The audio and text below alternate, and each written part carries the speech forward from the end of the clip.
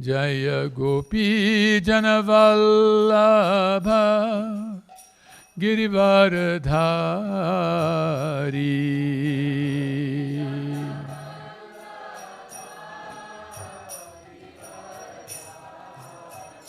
Jaya Gopi Janavallabha Girivaradhari.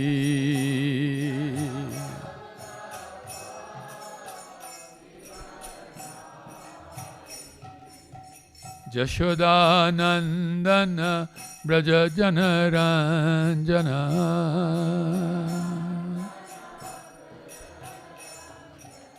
Jashodanandana Braja Janaranjana.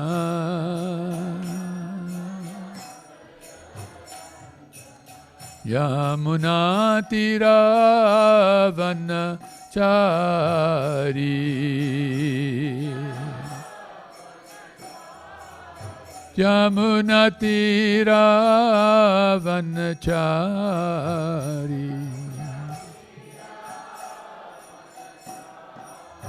Jaya Radha Madhava Kunja Bihari.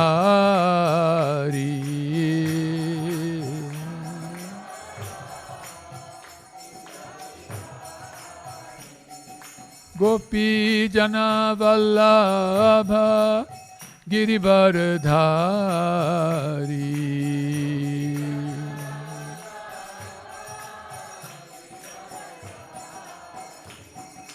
Yashodanandana Braja Jana Ranjana.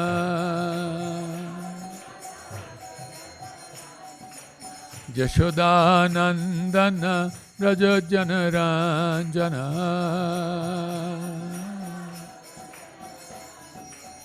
Yashodanandana Braja Jana Ranjana.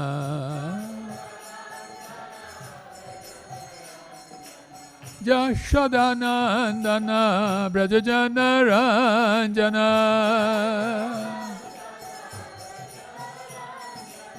Yamunatira Vanachari.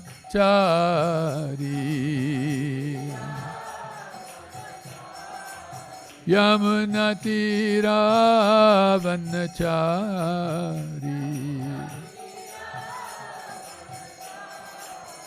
Jaya Radha Madhava Kunja Bihari.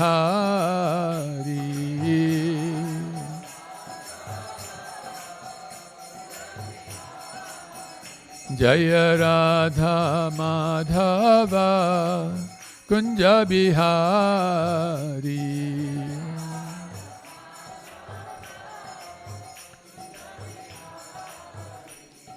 Jaya Jaya Shri Chaitanya Jaya Nityananda. Jaya Jaya Shri Chaitanya Jaya Nityananda.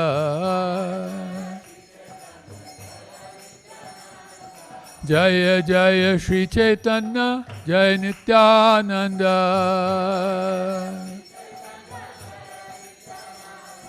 Jaya Advaita Chandra Jaya Gaura Bhakta Vrinda.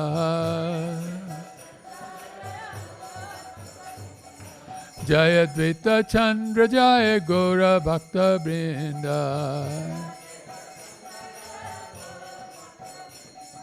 Jaya Jaya Shri Chaitanya Jaya Nityananda.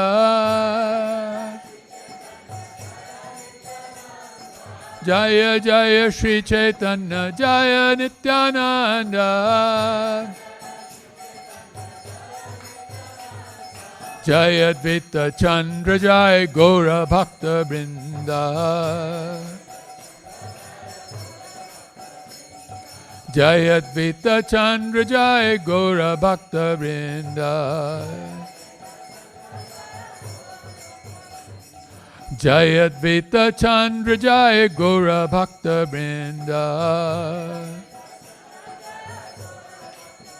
Hari Bol, Hari Bol, Hari Bol, Nitai Gaura Hari Bol.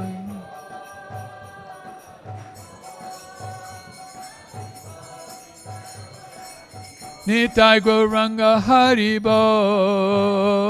Haribol, Haribol, Nitai Gaura Haribol.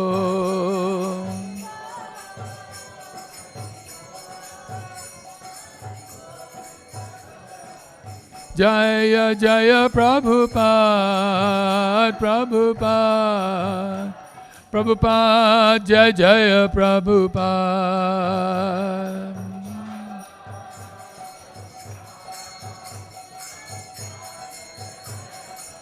Jaya Jagat Guru Srila Prabhupada, Jagat Guru Srila Prabhupada, Jaya Jagat Guru.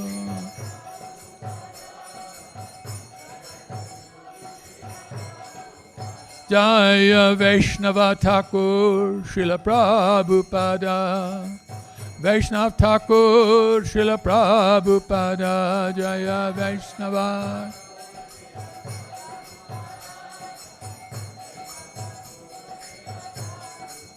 Jaya Acharya Thakur Srila Prabhupada, Acharya Thakur Srila Prabhupada, Jaya Acharya Thakur.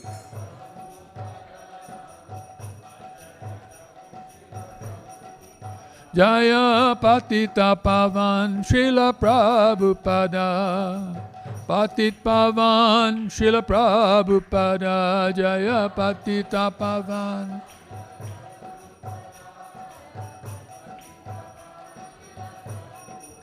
Jaya Bhakti Vedanta Prabhupada, Bhakti Vedanta Srila Prabhupada, Jaya Bhakti.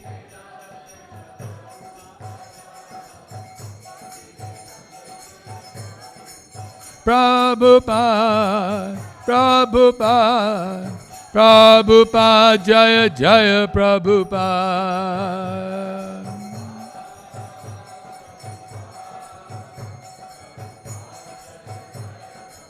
Jaya Jaya Gurudev, Gurudev, Gurudev, Jaya Jaya Gurudev.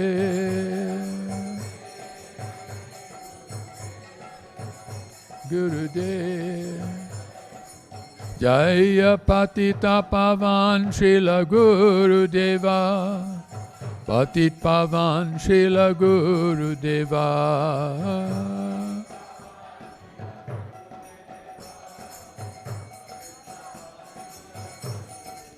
Jaya Gurudeva, Gurudeva, Gurudeva, Jai Gurudeva.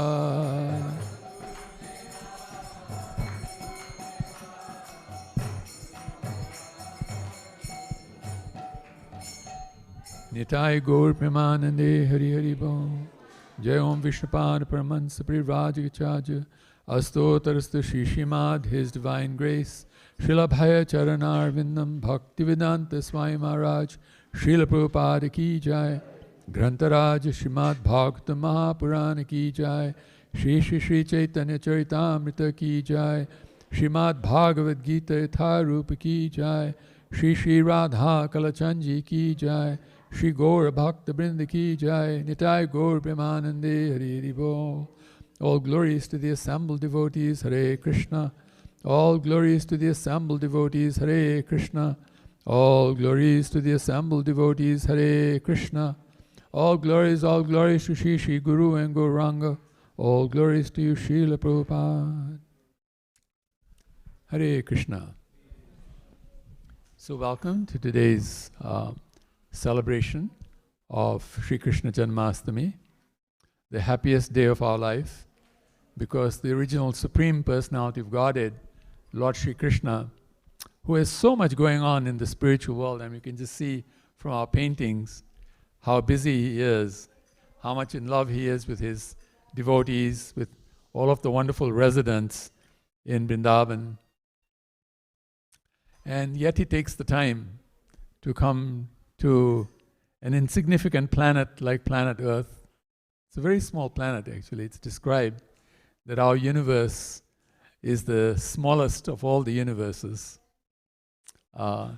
And in those very small universes, there is a small planet in the middle planetary system known as planet Earth, which is really a nondescript planet until Lord Krishna decided to actually come to this planet. And because Lord Krishna came to this planet became the most famous planet in all of the planetary systems, because Krishna came here. And he's such an amazing personality that all the way from the time of Lord Rama, actually properly explained, we know that Lord Ramachandra comes 1,000 times in the day of Brahma, and Krishna only comes once. So why Lord Ramachandra comes 1,000 times is to prepare us so that our behavior will be so nice, our understanding will be so nice, that when Krishna comes, we'll understand something about Krishna. Because Krishna is such an unusual person. He's such an amazingly unusual person. And this ties in very much with today's class. Nrsimharupa Prabhu, our dear temple president, he's been asking the speakers up till now, like he asked Kalakanta Prabhu, and then some of the other speakers who spoke, how he wanted them to focus more on the devotees, focus on how devotees progress towards Krishna, the greatest of all. And in that march towards Krishna, what happens? What are the things that they encounter? This, that, and the other. And some of the previous speakers spoke very nicely about that. And so today, because it's the appearance day of Lord Krishna, we'll speak about the birth of Lord Krishna and tie in the devotee aspect to it. So actually, I was thinking of speaking from Canto 10, which talks about the birth of Krishna. And the particular chapter that is described in the Srimad Bhagavatam is chapter 3 of Canto 10. Canto 10. Canto 10 is the summum bonum canto of the Srimad Bhagavatam. Srimad Bhagavatam is divided into 12 parts, 12 cantos. And the 10th canto is the decantation of the essence of the Srimad Bhagavatam. Therefore, it's called the summum bonum, like that. And Srimad Bhagavatam itself is an amazing, amazing document. In fact, I'm going to say a little about the Srimad Bhagavatam because it actually puts into context everything so nicely when Krishna is being described in that chapter 3, which says the birth of Lord Krishna. And we're just going to do the first 5 verses because they happen to come together, the first 5 verses of the Srimad Bhagavatam. Before we start, let's put our hands together and repeat after me. Om Namo Bhagavate Vasudevaya.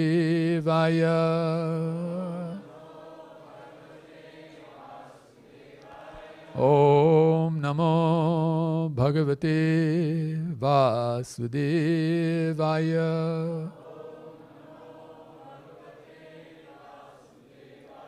Om Namo Bhagavate Vasudevaya.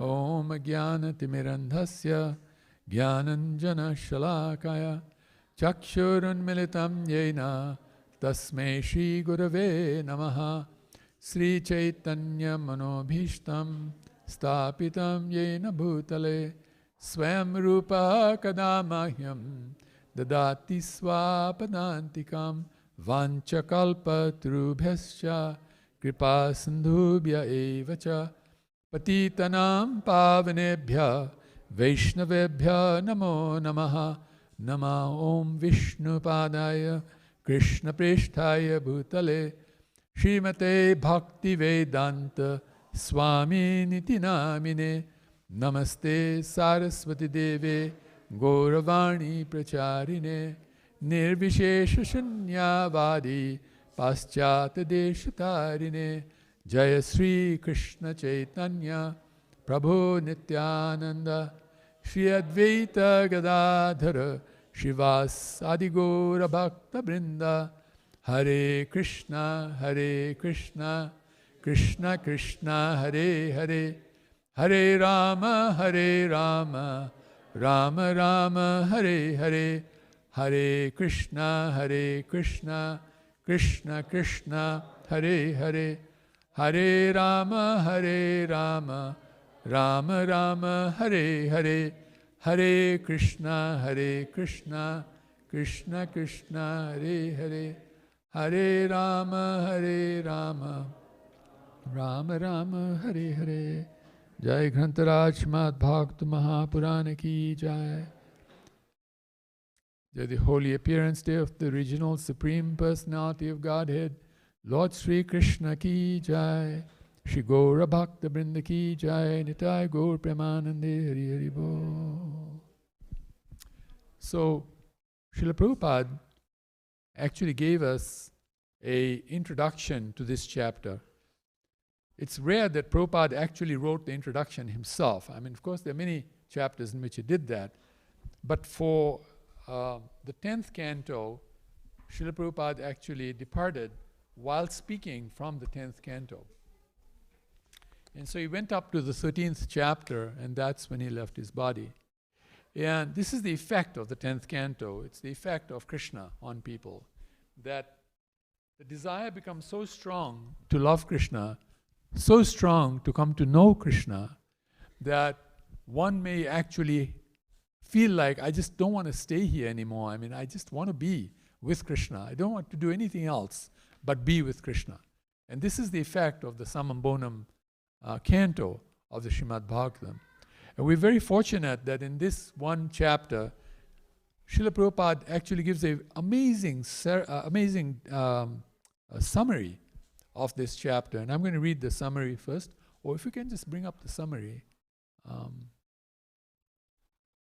then I don't know if we have another mic like this around. Do we have a second mic? So while he's getting the second mic, I'll start. The birth of Lord Krishna. As described in this chapter, the Supreme Personality of Godhead, Krishna, Hari, in his original form, appeared as Vishnu, so that his father and mother could understand that their son was the Supreme Personality of Godhead. You might remember, this is what Mother Devaki and Vasudeva wanted. They wanted actually to have Krishna, the Supreme Personality of Godhead, as their son. Yeah, you might. I'll ask people to speak, and when they speak, they can. Yeah. So this is why Krishna appears as Vishnu, so that they will understand that our desire has been fulfilled, that the Supreme Lord himself came as our son. How amazing is that, right? To have a child that is the Supreme Personality himself, or to have the child who is Radharani, the Supreme Personality herself, like that, or Lord Balaram. Because they were afraid of Kamsa, when the Lord appeared as an ordinary child, they took him to Gokula, the home of Nanda Maharaj. We'll describe that a little later. Somebody want to read the next paragraph? Go ahead. Mother Devaki, being fully transcendental, Satchidananda, does not belong to this material world. Thus, the Supreme Personality of Godhead appeared with 4 hands, as if born from her womb. Upon seeing the Lord in that Vishnu form, Vasudeva was struck with wonder, and in transcendental happiness, he and Devaki mentally gave 10,000 cows in charity to the Brahmanas.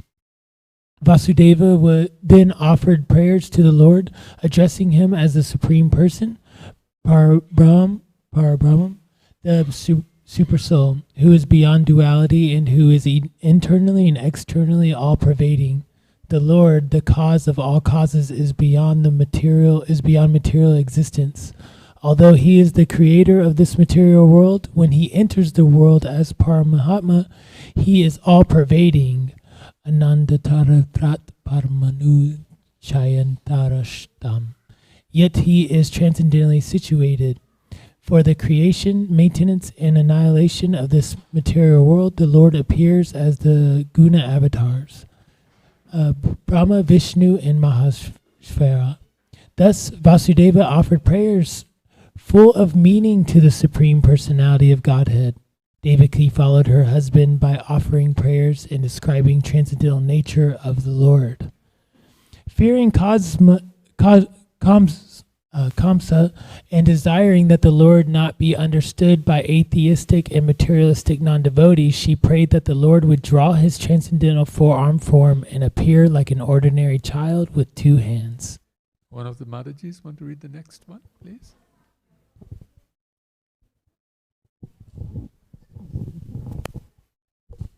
The Lord reminded Vasudeva and Devaki of two other incarnations in which he had appeared as their son. He had appeared as Prishinagarbha and Vamanadev, and now this was the third time he was appearing as the son of Devaki to fulfill their desire. The Lord then decided to leave the residence of Vasudeva and Devaki in the prison house of Kansa, and at this very time Yogamaya took birth as the daughter of Yashoda. By the arrangement of Yogamaya, Vasudeva was able to leave the prison house and save the child from the hands of Kansa. When Vasudeva brought Krishna to the house of Nanda Maharaj, he saw that by Yogamaya's arrangement, Yashoda, as well as everyone else, was deeply asleep. Thus he exchanged the babies, taking Yogamaya from Yashoda's lap and placing Krishna there instead. Then Vasudeva returned to his own place, having taken Yogamaya as his daughter. He placed Yogamaya on Devaki's bed and prepared to be a prisoner as before. In Gokula, Yashoda could not understand whether she had given birth to a male or a female child. Nice. Very wonderful description given by Srila Prabhupada in this introduction. And then we have the verse itself, so please chant with me. Shishuko vacha atha sarva gunopetaha atha sarva gunopetaha kalaha paramashobhanaha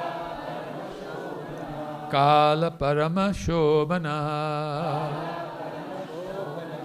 Yarnyaneva jana janmaksham Yaryeva jana yarmaksham Shantarksha graha tarakam Shantarksha graha tarakam Shishuko vacha Atha sarva gunopetaha Kalaha paramashobhana Yaryeva jana janmaksham Shantarksha graha tarakam.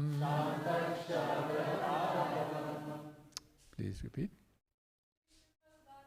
Shishuko vacha Atha sarva gunopetaha Kala paramashobhanaha Yaryeva jana dharmakshang Santarksha grahtarakam Shishuko vacha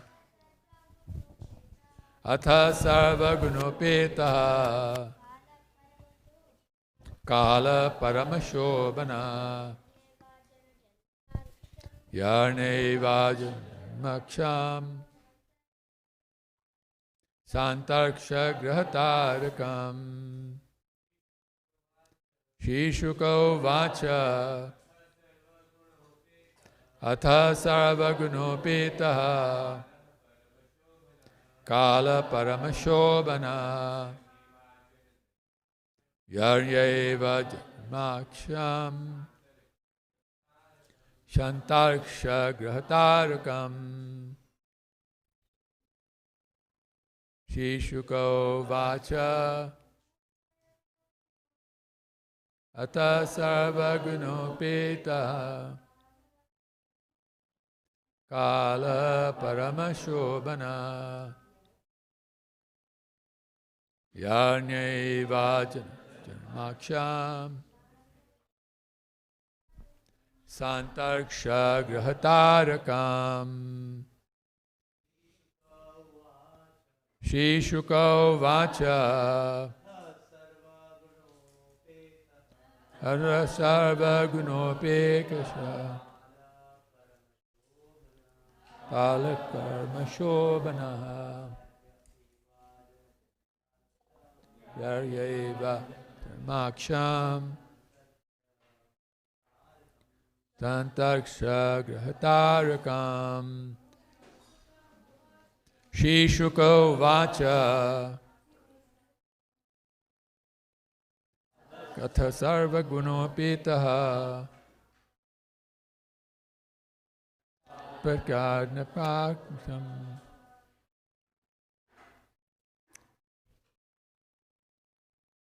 Yarhe Vajana Jarmaksham Santarsha Grahatarakam. So we're going to go straight into the translation. I'll read the other verses. So please repeat after me. Thereafter, at the auspicious time, for the appearance of the Lord, the entire universe was surcharged with all of the qualities of goodness, beauty and peace. The constellation Rohini appeared, as did stars like Ashvini. The sun, the moon, and the other stars and planets were very peaceful. All directions appeared extremely pleasing, and the beautiful stars twinkled in the cloudless sky. Decorated with towns, villages, mines, and pasturing grounds, the earth seemed all auspicious. The rivers flowed with clear water, and the lakes and vast reservoirs, full of lilies and lotuses, were extraordinarily beautiful. In the trees and green plants, full of flowers and leaves, pleasing to the eyes, birds like cuckoos and swarms of bees began chanting with sweet voices for the sake of the demigods. A pure breeze began to blow, pleasing the sense of touch and bearing the aroma of flowers. And when the Brahmanas, engaging in ritualistic ceremonies, ignited their fires according to Vedic principles, the fires burned steadily, undisturbed by the breeze. When the birthless Lord Vishnu, the Supreme Personality of Godhead, was about to appear, the saints and Brahmanas, who had always been disturbed by demons like Kamsa and his men, felt peace within the core of their hearts. And kettle drums simultaneously vibrated from the upper planetary system. So this is a very long translation. And then going to the purport. Just for brevity, I'll read the purport. As stated in the Bhagavad Gita, the Lord says that his appearance, birth, and activities are all transcendental, and that one who factually understands them is immediately eligible to be transferred to the spiritual world. The Lord's appearance or birth is not like that of an ordinary man who is forced to accept a material body according to his past deeds. The Lord's appearance is explained in the previous chapter. He appears out of his own sweet pleasure. When the time was mature for the appearance of the Lord, the constellations became very auspicious. The astrological influence of the constellation known as Rohini was also predominant because this constellation is considered very auspicious. Rohini is under the direct supervision of Brahma, who is born of Vishnu, and it appears at the birth of Lord Vishnu, who is in fact birthless. According to the astrological conclusion, besides the proper situation of the stars, there are auspicious and inauspicious moments due to the different situations of the different planetary systems.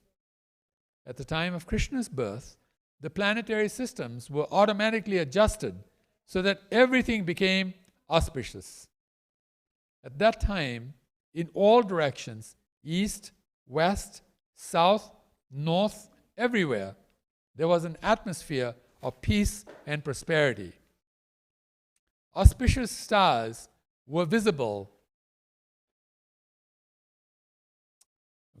Auspicious stars were visible. Then it says here, I might have missed something out. 4, 5. Oh, here it is. Auspicious stars were visible in the sky, and on the surface, in all towns and villages were pasturing grounds, and within the mind of everyone, there were signs of good fortune. The rivers were flowing full of water, and the lakes were beautifully decorated with lotus flowers. The forests were full with beautiful birds and peacocks. All the birds within the forests began to sing with sweet voices, and the peacocks began to dance with their consorts. The wind blew very pleasantly, carrying the aroma of different flowers, and the sensation of bodily touch was very pleasing. At home, the Brahmanas, who were accustomed to offer sacrifices in the fire, found their homes very pleasant for offerings. Because of disturbances created by demoniac kings, the sacrificial fire had been almost stopped in the houses of the Brahmins. But now they could find the opportunity to start the fire peacefully. Being forbidden to offer sacrifices, the Brahmanas were very much distressed in mind, intelligence, and activities. But just at the point of Krishna's appearance, automatically their minds became full of joy because they could hear loud vibrations in the sky of transcendental sounds proclaiming the appearance of the Supreme Personality of Godhead. On the occasion of Lord Krishna's birth, seasonal changes took place throughout the entire universe. Krishna was born during the month of September, yet it appeared like springtime. The atmosphere, however, was very cool, although not chilly, and the rivers and reservoirs appeared just as they would in Sharat, the fall. Lotuses and lilies blossomed during the day, but although Krishna appeared at 12 o'clock midnight, the lilies and lotuses were in bloom, and thus the wind blowing at that time was full of fragrance. Because of Kamsa's disturbances, the Vedic ritualistic ceremonies had almost stopped. The Brahmanas and saintly persons could not execute Vedic rituals with peaceful minds. But now the Brahmanas were very pleased to perform their daily ritualistic ceremonies undisturbed. The business of the Asuras is to disturb the Suras, the devotees and Brahmanas. But at the time of Krishna's appearance, these devotees and Brahmanas were undisturbed. Om Jnana Timirandhasya Jnananjana Shalakaya Chakshurunmilitam Yena Tasmai Shri Gurave Namaha. Vancha kalpa trubhescha kripa sindhubhya evacha patitanam pavnebhyo Vaishnavebhyo Namo Namaha.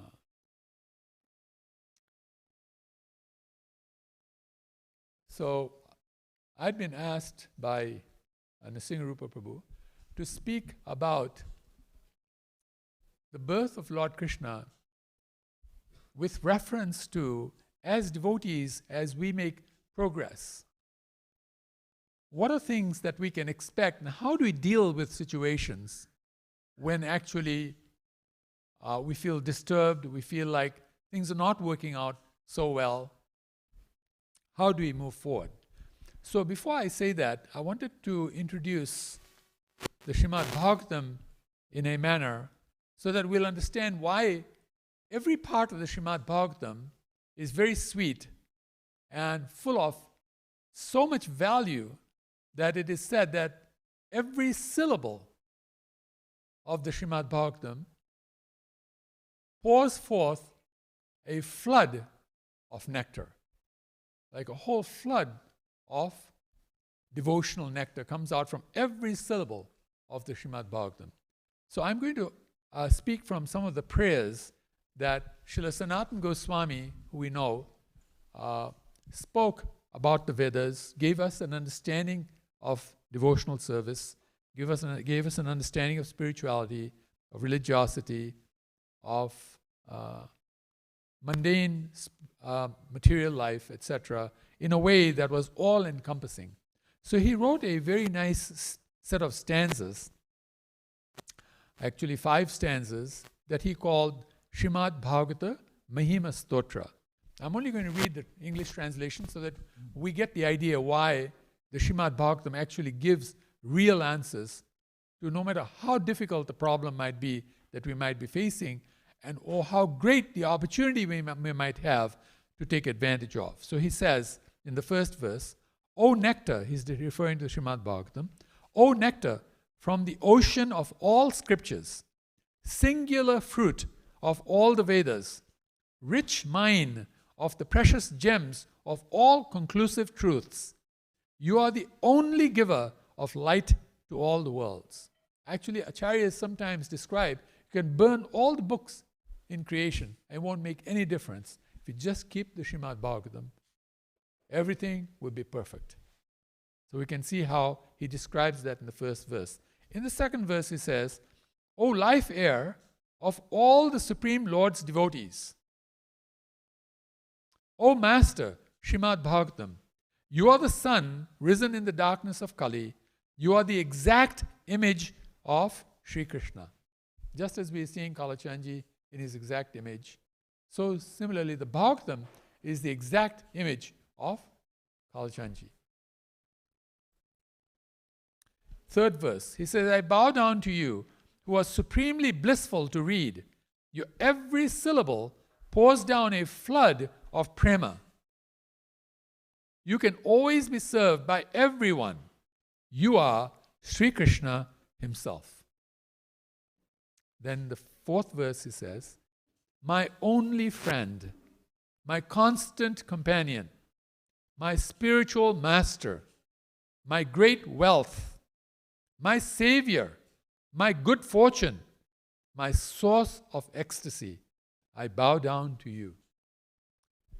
In some of the temples, actually, before they speak from the Srimad Bhagavatam every day, the Srimad Bhagavatam is placed at the lotus feet of the Lord. And then that Bhagavatam is brought with some fanfare. Everybody chants Hare Krishna. It's like how we do a procession. They do a procession from the feet of the Lord to the Vyasasan, to the lantern in front of the Vyasasan. This is how much respect and love they show the Srimad Bhagavatam. Because we can see, he says, the Srimad Bhagavatam is our only friend. We all love friends, right? Everybody loves friends. Even Krishna says that he is the best friend of all living entities. Here it says our only friend, our constant companion, our spiritual master, our great wealth, our savior, our good fortune, our source of ecstasy. This is Srimad Bhagavatam. Then finally he says something that's really, really beautiful. And all of us should accept this with our heart and soul and pray like this. Because this is what will make us amazing in our preaching when we go out and meet the world. Because this is actually the ultimate purpose of ISKCON. The purpose is so that we have a sangha of devotees, and the devotees become powered up empowered to go outside and help the children of Krishna, those who are beloved of Krishna, which is every living entity, to actually once again come to know Sri Krishna. Until then, it's okay, Prabhupada says in Bhagavad Gita, for them to think that they are God. He actually says that in Bhagavad Gita. He makes an amazing statement. He says, it is okay for a man to think that he is God. Then he has a comma. Until he meets a devotee of God. That's when he realizes there is no reason for us to be God, because you can be a person who is so beloved to God that God gives you a position that's even greater than his, as it did to Mother Yashoda, Radharani, so many wonderful personalities in the spiritual world. So this is what he says. This is the prayer we should really take to heart and make it part of our heart. He says, O bestower of saintliness to the unsaintly. O bestower of saintliness to the unsaintly. O exalter of the most fallen. Please never leave me. Always appear in my heart and my voice with pure love. This is the sum and substance of a devotee. A devotee understands that the devotee is unsaintly, and the saintliness is being brought about by the mercy of Guru and Krishna. And that we are most fallen. This is the age of the most fallen. We're only inhabiting this age because we are the most fallen. And who exalts the most fallen? Srimad Bhagavatam. Guru and Krishna actually exalt the most fallen. And appear in our hearts and our voice with pure love. So that our hearts can be full of pure love and our voice full of pure love. Now I'm going to go to the Srimad Bhagavatam, and if I had not done this, you'd not understand why I'm going to the next section of the Srimad Bhagavatam. The next section of the Srimad Bhagavatam, I'm going to tell you a little bit of a story that's going to help us as devotees understand something that is truly amazing. I'm just wondering if I left that page at home. It's here. I'm sure Krishna allows it to be here. Okay, one.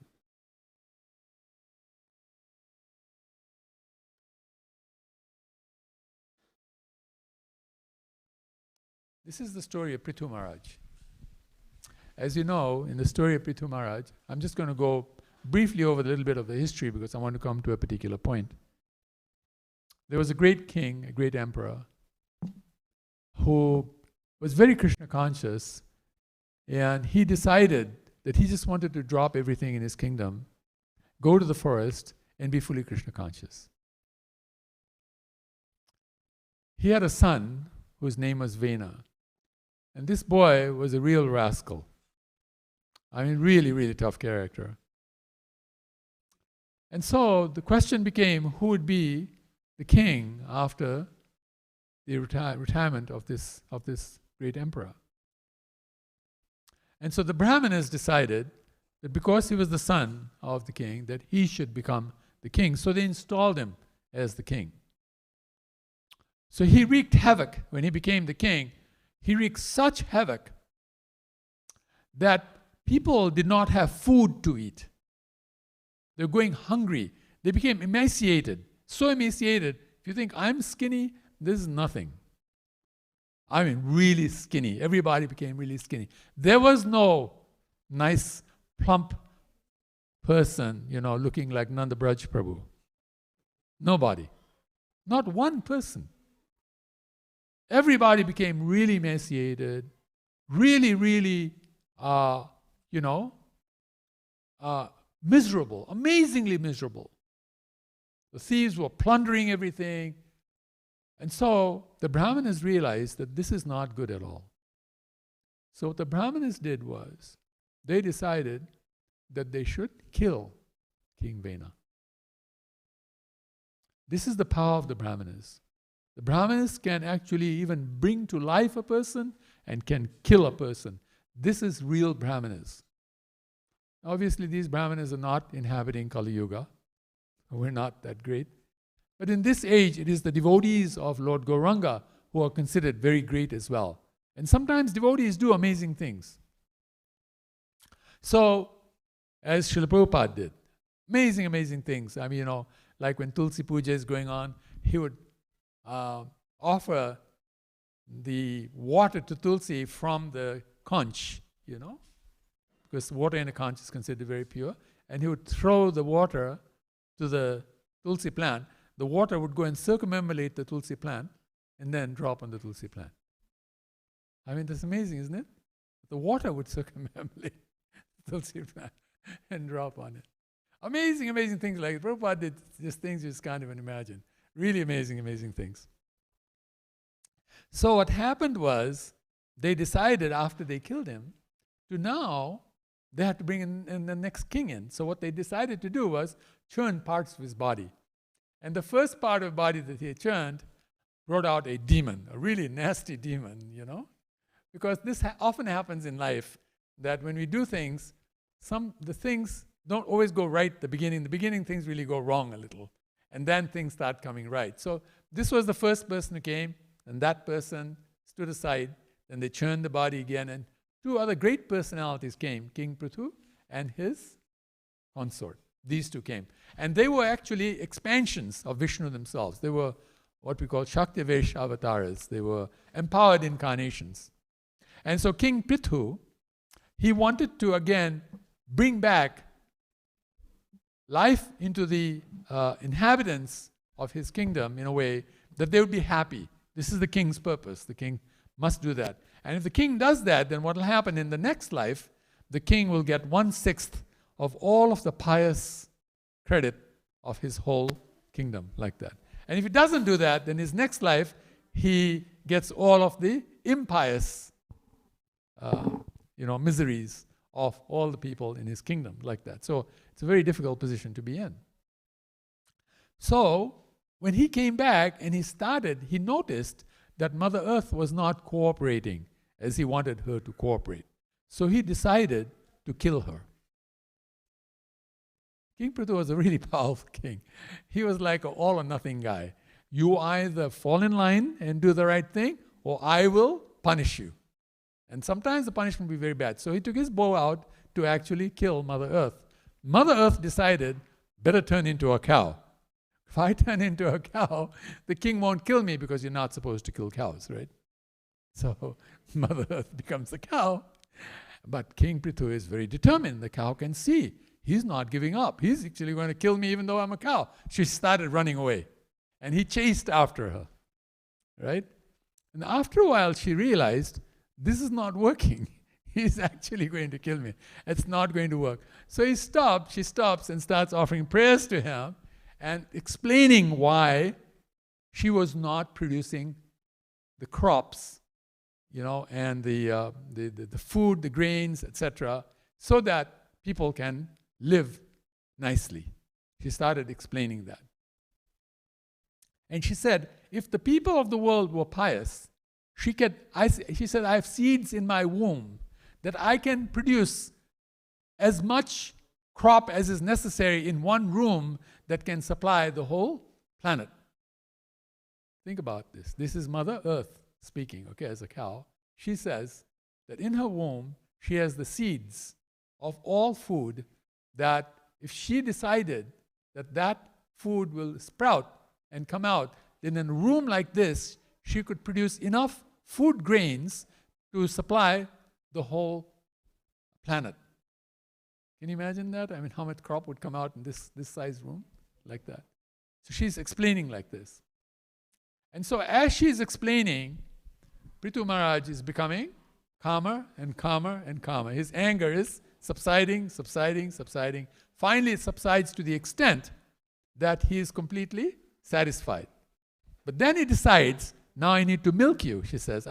He says to the cow, I need to milk you. And when I milk you, I will get what is needed for the population. So, verse by verse, it's described starting from text 12.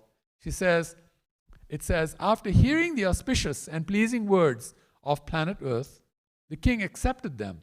He then transformed Swayambhuva Manu into a calf and milked all the herbs and grains from the earth in the form of a cow, keeping them in his cupped hands. Right? He is Swambhuva Manu. Who is Swambhuva Manu? He is the greatest of all living entities at that time. So he uses him as a calf because when a cow gives milk, as those of us who have milk cows know, we place the calf with the cow. So seeing the cow actually gives a lot of milk because this is the love that the cow has for her calf. So who became the calf? Swambhuva Manu. And Prithu Maharaj milks the cow, milks Mother Earth of all herbs and grains, so that now there'd be no shortage of herbs and grains. Then it continues, and this is the real part I wanted to get to.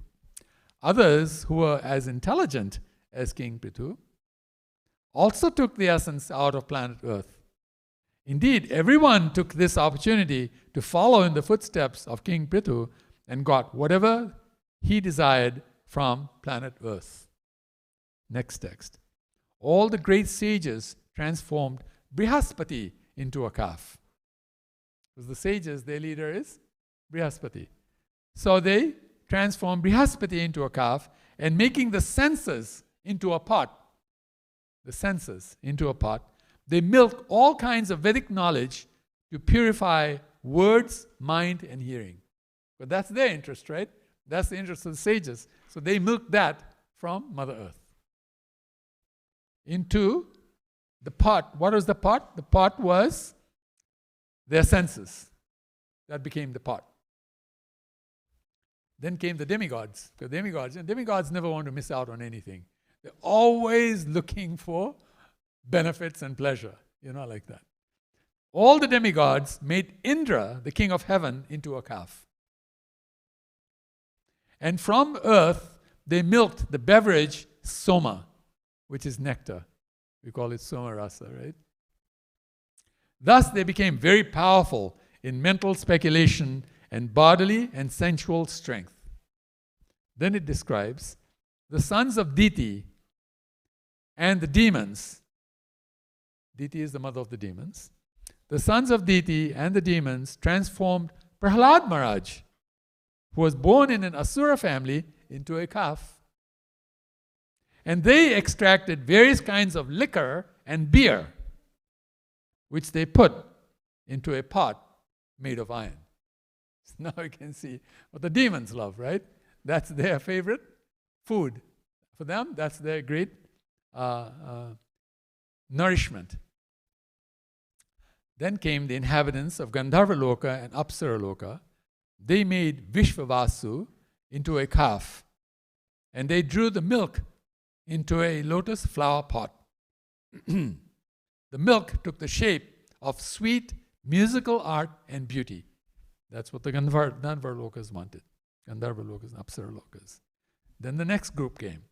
The fortunate inhabitants of Pitraloka. Pitraloka are those who are parents, grandparents who live and are very pious and are elevated to the heavenly planets. They go to Pitraloka.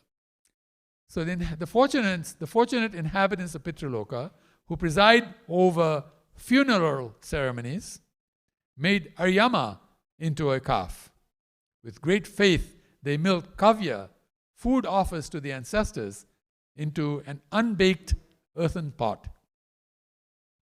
After this, the inhabitants of Siddhaloka, as well as the inhabitants of Vidyadhar Loka, transformed the great sage Kapila into a calf, and making the whole sky into a pot, they milked out specific yogic mystic powers, beginning with anima.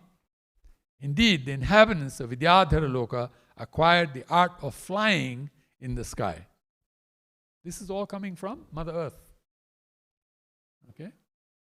Then it describes others also, the inhabitants of planets known as King Prithu Loka, made the demon Maya, it's actually Maya, into a calf.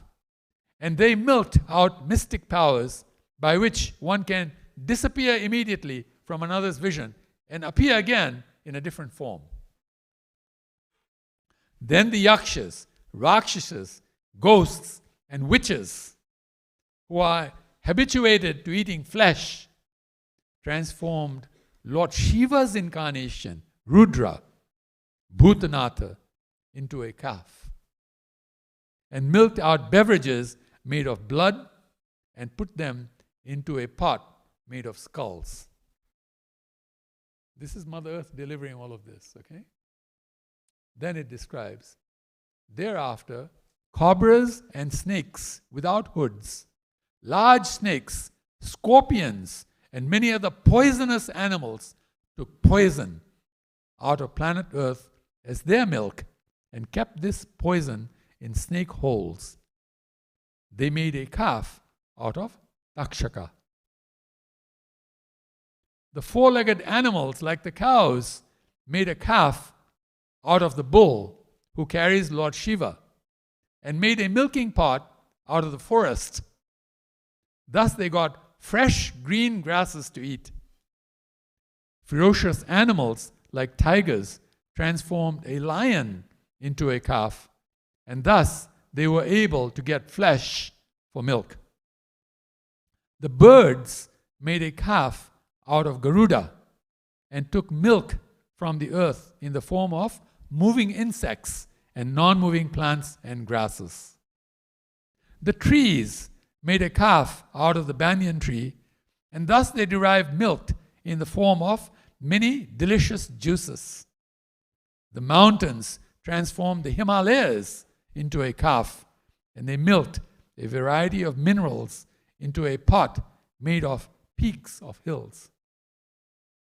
Finally, the planet Earth supplied everyone his respective food. During the time of King Prithu, the earth was fully under the control of the king.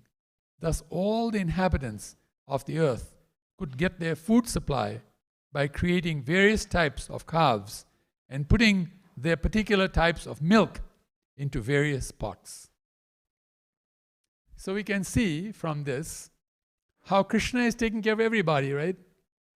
Even people that we think, oh, these are nasty people, we have nothing to do with them, we don't even want to think about them.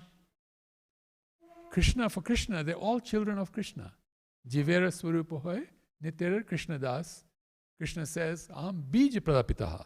Everyone is Krishna's servant. Everyone is Krishna's child. Suridam Sarva Bhutanam. Everyone is beloved to Krishna. Right? So, in this story of King Prithu, we learn as devotees that actually Krishna loves each and every one of us. Look how he's giving so much love to everybody here, right? Even persons that we may think are not even qualified. He's helping them. So what happens after this is King Prithu decides that he wants to do the Ashwamedha. Ashwamedha is a 100-horse sacrifice program. Ashwa means horse. And so he decides to actually do a fire sacrifice with 100 horses, 100-horse fire sacrifice. As he finishes the 99th one and goes into the 100th one, Lord Indra gets a little worried because Lord Indra was the only one who had done the Ashwamedha. And Lord Indra thought, if someone else does the Ashwamedha, they will become Indra. Then I'll lose my position as the king of heaven. And he really enjoys that position a lot. It's really such an enjoyable position to be in. And he's really addicted to the enjoyment. So what happens is, he comes as a Brahmin, dressed as a Brahmin, and steals the horse. So as he's taking off with the horse, one of the great sages on the planet, Atri, sees that this is happening, and he goes and tells King Prithu. Now, one of the things about King Prithu is, he's got a very short temper. He gets angry very quickly. And he can actually kill a person. I mean, to that extent, he gets angry, you know. So he finds out that Indra is taking off the horse, so he decides, I'm going to kill Indra. Right? So he sends his son. Tell him, you go in, take care of Indra. The son is chasing Indra. Indra realizes, the son is catching up on me, and I'm going to die. So he lets the horse go, and then he goes and hides. So, the son, he gets a new name, Vijit Ashva. Vijit Ashva. Vijit means to to win, to be victorious. And Ashva means the horse. So he became victorious in bringing the horse back. Name became Vijay. His father became very happy. Lo and behold, as the ceremony is going again, Lord Indra comes again. Again steals the horse and takes off. This time, Prithu Maharaj decides, I'm going to go after him myself. So Prithu Maharaj goes after him, very determined, I'm going to really punish this guy. So now it comes to the point where he's going to kill Indra. The Brahmanas realize, whoa, this is going to cause a big problem. Why? Because Indra himself is very beloved to Krishna. Actually, in the first canto of the Srimad Bhagavatam, it is described that Krishna likes to be known as Indra Krishna and made him the king of heaven. And he also is a part and parcel of Krishna and his administration, as described in the Srimad Bhagavatam. So the Brahmanas plead with Prithu Maharaj, you can't do this, you can't kill him. There has to be another way. We know he should be punished, but there has to be another way to do this. So then the Brahmanas actually explain to him why they should not kill. And then in the process, Lord Brahma comes and says to him, don't do that. You're a king. Your purpose is to run a kingdom. Your purpose is not to do 100 horse sacrifices. Why are you doing 100 horse sacrifices? What is your purpose behind doing it? What's the big deal? Indra did it because he's the king of heaven. You're the king of this planet. You make sure things are working well on the planet. Why do you want to kill Indra? He says to him, that's not your dharma. You practice your dharma. This is Brahma coming explaining to King Prithu. And then Lord Vishnu himself decides to come. And when Lord Vishnu comes, as you know, because he is the Supreme Personality of Godhead, he brings with him a whole retinue of persons, like the demigods and all the amazing personalities in creation come with him, and then Lord Vishnu starts explaining. In that explanation, he explains something that we as devotees can understand, and then I'm going to relate these two parts together.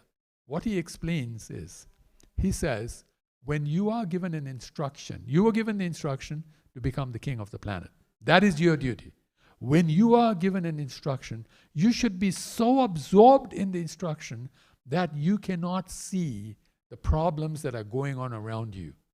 You shouldn't get absorbed with the problems that are going around you, because those problems are the machinations of the modes of nature. Those are the modes that are working. The modes are going to create issues. The modes are always going to create problems. You are not supposed to be worrying about what the modes are doing. You should be focused on your service. You should be focused on your instruction. So Prabhupada says in the purport, Prabhupada says it's a little hard to understand this. How do you understand this? So he gives an example, wonderful example. He says, because in this world, what is the most important thing in this world?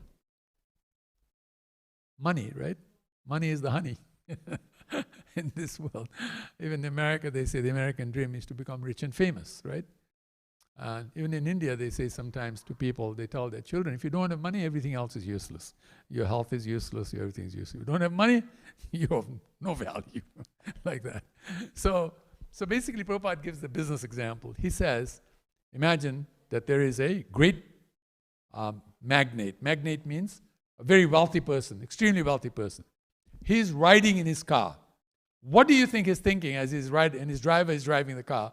What do you think he's thinking as he's driving the car? Is he thinking about the gas tank? Is he thinking how much fuel is in the gas tank?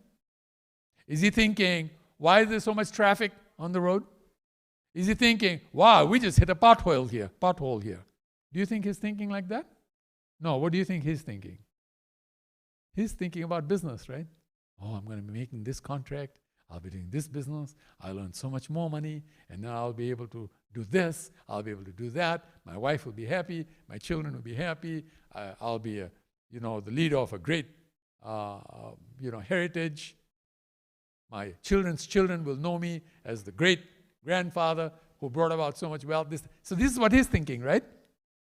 So he says, in the same way, when we are thinking about our service, whatever service that our spiritual master has given us, Srila Prabhupada has given us so much service. Please go out and preach. Please chant Hare Krishna nicely. Please follow the regulated principles. So many things he's told us, right? If we focus on that, then what will happen is that the other things that the modes are creating around us will not bother us. Will not bother us. So now I'm going to say something that I am now adding the two together and telling you, and then I'm going to tell you some pastimes of Krishna that actually relate to this wonderful story, okay? So how I'm relating this is, for us, what is the most important thing for devotees? Harinam Sankirtan, right? Lord Chaitanya said, I have imported from the spiritual world Golokera Premadhana Sri Harinam Sankirtan. So for us, that is our milk.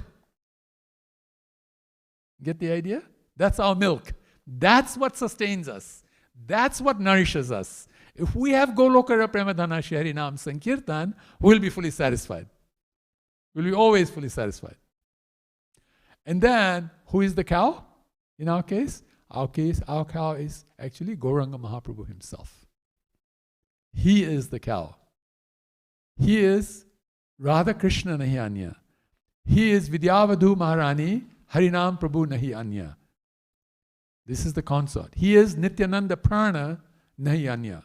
Nityananda Prana is Gauranga Mahaprabhu. It's Gauranga Mahaprabhu's name. Right? So he's the cow. He's who we are milking so that we will get Golokera Premala Sharinam Sankirtan. And he says that. I have this wonderful tree that's full of mangoes. What are these mangoes? These mangoes are all Golokera Premadhana Sharinam Sankirtan. Without any skin and without any seed in the middle. Just pure pulp. Relishable pulp, right? And who is our cow? Our cow is Srila Prabhupada. Srila Prabhupada is the best of the Rupanugas. Do you know that Rupa Goswami is actually, as you know, he is Rupa Manjari. Rupa Manjari is the topmost devotee who serves in the most intimate pastimes of Radha and Krishna and the gopis and the gopas. This is Rupa Manjari. She comes with Lord Chaitanya. Why? To give us the highest bliss of Krishna consciousness, which is actually obtained when we actually practice pure Krishna consciousness, which happens when we drink the milk of Golokera Premadhana, Sri Harinam Sankirtan.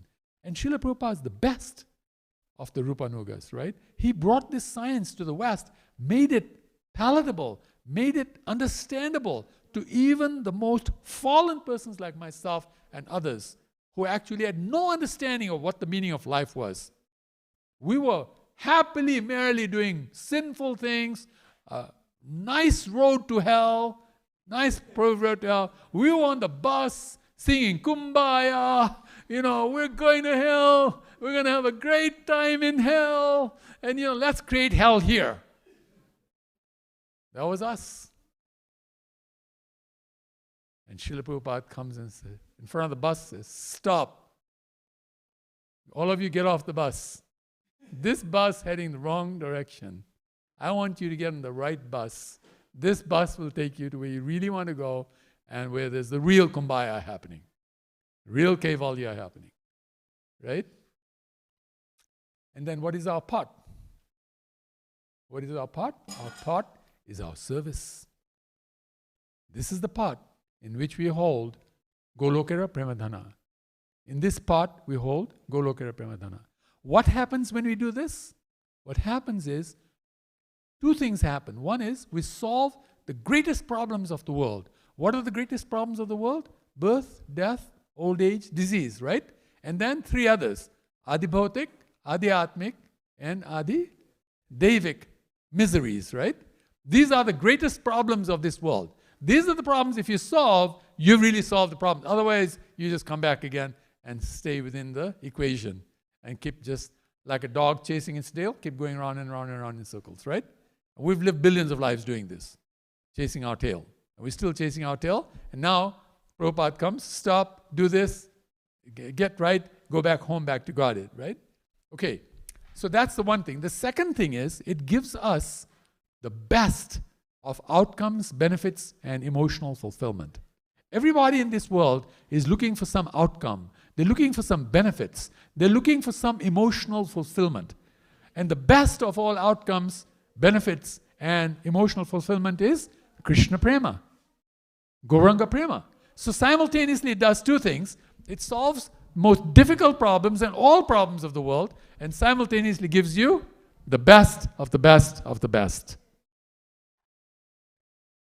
And then there is a wonderful pastime of Krishna that shows this. And that pastime is Govardhan Leela. We have a wonderful painting at the back of Krishna lifting the Govardhan hill. Let me tell you the story of Govardhan Leela, and then you'll see how powerful this one pastime is. So Govardhan Leela, as you know, one day, Nanda Baba and his cowherd men were preparing for a puja. They're preparing to do a puja. And Krishna comes along and says, Baba, Baba, what are you doing? So Baba says, Lala, we're actually preparing for Indra Puja, because Indra supplies rain, and then we have grains, and we have crops, and we all become very happy. The cows get nice grass to eat, this, that, and the other. And so Krishna says to Nanda Baba, Baba, but Indra pours rain everywhere, on the top of the hills, in the ocean. All the places rain is given.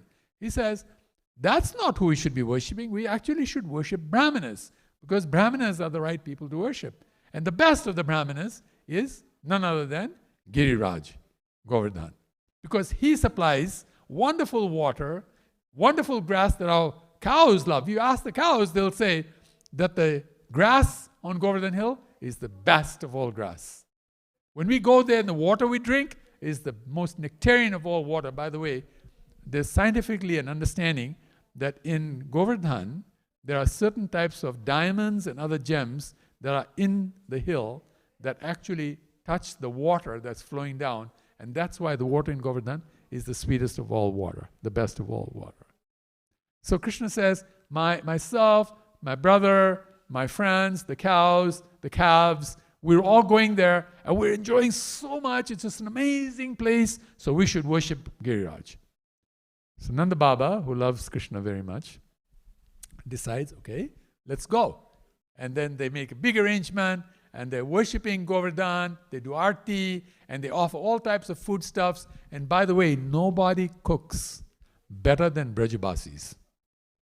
If any of you ever have been in Vrindavan or are going to Vrindavan, please find your way into the homes of one of the Brajabasis, actual Brajabasis.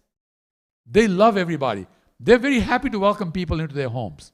Strangers, complete strangers. They'll invite them right in. And then they make these chapatis. And I'm going to put the mic down here. And then they take the thing and they clap it on their hands like this. And it comes out beautiful circle.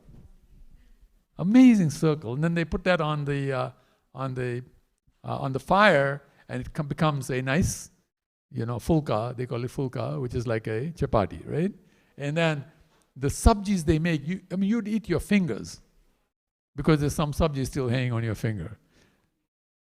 Finger licking good is nothing. Finger eating good is much greater. Like that. So, these Brajabasis are cooking for Giriraj. And Giriraj is just completely in ecstasies, in bliss. He's eating all this foodstuff, and he loves it so much. He's going, Anyor, give me more, give me more, give me more. It's just eating and eating. They ran out of all the food within 10 miles of the place. Within 10 miles, all the villagers finished all their food. They brought water from the Yamuna, filled drums and drums and drums of water from the Yamuna, and giving him water to drink, where they're running out of what to give him. And he's going, Anyor. And of course, the Brajabasi is also very smart, especially Radharani. So she decides, give him a tulsi leaf. So they give him a tulsi leaf to it, and he goes, Triptostami. Triptostami means, I'm satisfied. Now I'm satisfied. I feel full. In the meantime, Indra is looking at this, and he's thinking, this is supposed to be my puja. Why is this guy enjoying? And look at all the things that they're feeding him. They never fed me like this, so he gets very angry. So what does he do? He sends his people to actually flood the place with a lot of rain and lightning and this, that, and the other. So Krishna, because he loves his devotees so much, he decides, I'm going to lift up Govardhan Hill, which is a very big hill, by the way, at the time. He lifts Govardhan Hill on his little pinky. So all of the inhabitants of Vrindavan are actually underneath the hill, right? Indra, in the meantime, seeing that it's not working, his punishment is not working, decides to now send hail, ice. And these ice, they were not just small pieces, they're not just golf ball size. They were the size of these pillars. You see these pillars here? Ice falling bigger than these pillar size ice falling. You can imagine that type of ice falls from the sky. It's going to crush anything, right? It's causing amazing pain to everybody. Amazing pain. What happens? Krishna decides to lift Govardhan Hill, tells everybody, come inside. And one thing about Krishna is, he looks so beautiful. This guy is such a nice looking guy. That whenever somebody sees his face, they feel like, I'm just happy. They're just like deliriously happy. They wonder why they're feeling so happy. It's like everything is bliss. So they're looking at him and he's looking at them and they're all in bliss and everybody's forgetting that there's this great ice falling. And then Krishna, another thing that Indra does, he starts sending down lightning that is so powerful that it can split planet Earth into two. That's how powerful those lightning bolts were. And he's hitting Giriraj because underneath Giriraj is the devotees, right? So he wants to get to the devotees. He wants to punish Krishna. He wants to punish Giriraj. So he's sending these huge lightning bolts and hitting Giriraj's body. And everybody's thinking, oh my God, Giriraj is suffering so much. And Giriraj is thinking, somebody's showering flower petals on me. He's not feeling any pain. Why is he not feeling any pain? Because Krishna is absorbing everything. Krishna is absorbing everything.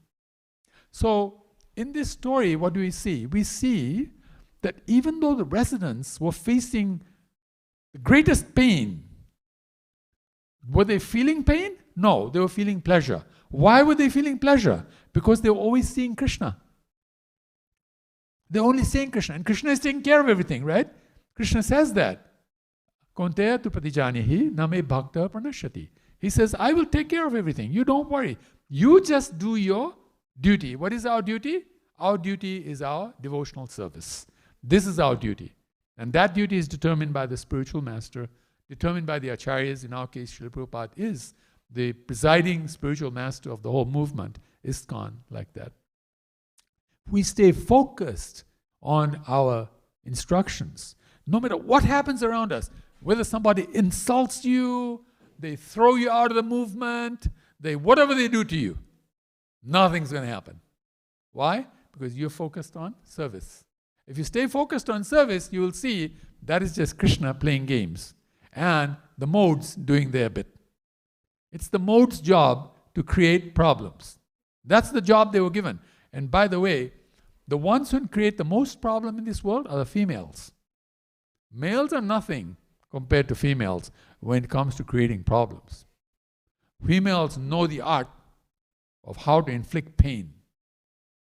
When they decide to inflict pain, no male can protect himself. This is how powerful women are. That's why the three modes are controlled by who? By three women. Mother Lakshmi, Mother Durga, and Mother Saraswati. You think anybody can escape that? I mean, Maya is bad enough, right? Maya is bad enough. She is very powerful. No one can escape Maya. No one. But now she's got two bodyguards around her, Lakshmi and Saraswati too. And their job is create havoc. Why do they create havoc? Because they're angry. Why are they angry? They're angry because we decided that we were going to forget Krishna and start becoming Krishna ourselves. We decided, I'm going to be an Ishvara. I'm going to be a Lord. I'm going to lord it over the material world. So these three mothers decided, we'll teach them a nice lesson. And they became the modes. And those modes cannot be defeated. Right? But the only one person who can control those modes is Krishna. Why? Because they love him very much. All three are devotees of Krishna. Mother Durga is a devotee of Gauranga Mahaprabhu. She takes Gauranga Mahaprabhu's dust of the Lord's feet and puts it on the middle part of her hair, which is where you're supposed to put the dust of the lotus feet of your husband. if he's a lotus feet person. Right? So, and that's why in the 9 islands of Mayapur, Vrindavan, Navadvip, one island is called Simantadvip. That place is named after Durga, putting the dust of the lotus feet of Gauranga on her, on the split in her head, not the split, the part in her head where they put that thing, right? Even Lord Shiva was surprised. What are you doing? Who is your Lord? And he says, the same Lord you have. He says, what is my Lord? So your Lord is Gauranga. And Lord Shiva said, yeah, that is true. That is true. That's why one of the 9 islands is named after Lord Shiva as well. It's called Rudradvip. So both Lord Shiva and Parvati are there, right? In the pastimes of Lord Gauranga. So like that, no matter what the big problems were, these devotees were being sheltered by Krishna, and they were feeling fine. They were not feeling the pain. And actually, any of us who, as we go and become devotees, Prabhupada said it takes about 30, 40 years to realize this, okay? In the early stage, it's a little hard to realize this point. But as you become a devotee and you stay steady, which is the number one quality of a devotee, and if you hang in there for 30 to 40 years, I guarantee you, you will see that the most powerful thing is your instruction that you got. Whatever instruction you get is the most powerful thing. Following that instruction is the most powerful thing, and anything happening around you, even if a nuclear bomb was to fall right now in the middle of this temple, we should all be, no worries. We're just going to keep chanting Hare Krishna. We're going to sing, we're going to dance, and we're going to eat a lot of prasadam. So what if the bomb fell? The bomb falls, what will happen? The body changes, right? That's all. You lose your old cloth, you get new cloth. Who doesn't like a new cloth? How many of you wake up in the morning thinking, man, I hated it. I'm going to have to wear new clothes today. I wish I could wear the old clothes of yesterday, the dirty clothes, the torn, dirty clothes of yesterday, on which I passed urine, etc. How many of you do that? Nobody. Everybody's thinking, wow, wear new clothes today. Great clothes. We'd love to die. Love to die.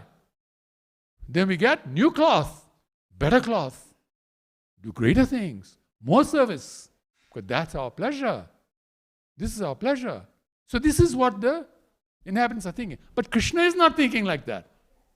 Krishna is so great. How can I make my devotees really happy? That's all Krishna thinks all day long. Do you know that? 24/7. The only thought in Krishna's head is, how do I make my devotees happier? More devotees, happier devotees. I remember one time in the GBC, we decided to come out with some type of a nice statement that would describe ISKCON. So the statement we came out with was, more devotees, happier devotees. That happens to be exactly what Krishna wants. He wants more devotees and happier devotees.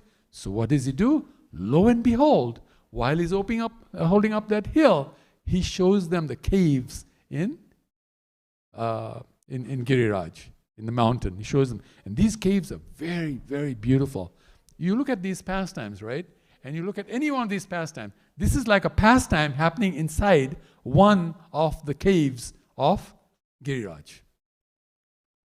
There's a whole universe inside that cave, in each of the compartments of the cave. And the devotees are thinking, wow, this is amazing. Wow, this is happening, that is happening. They're just completely lost. And then Krishna blows their minds.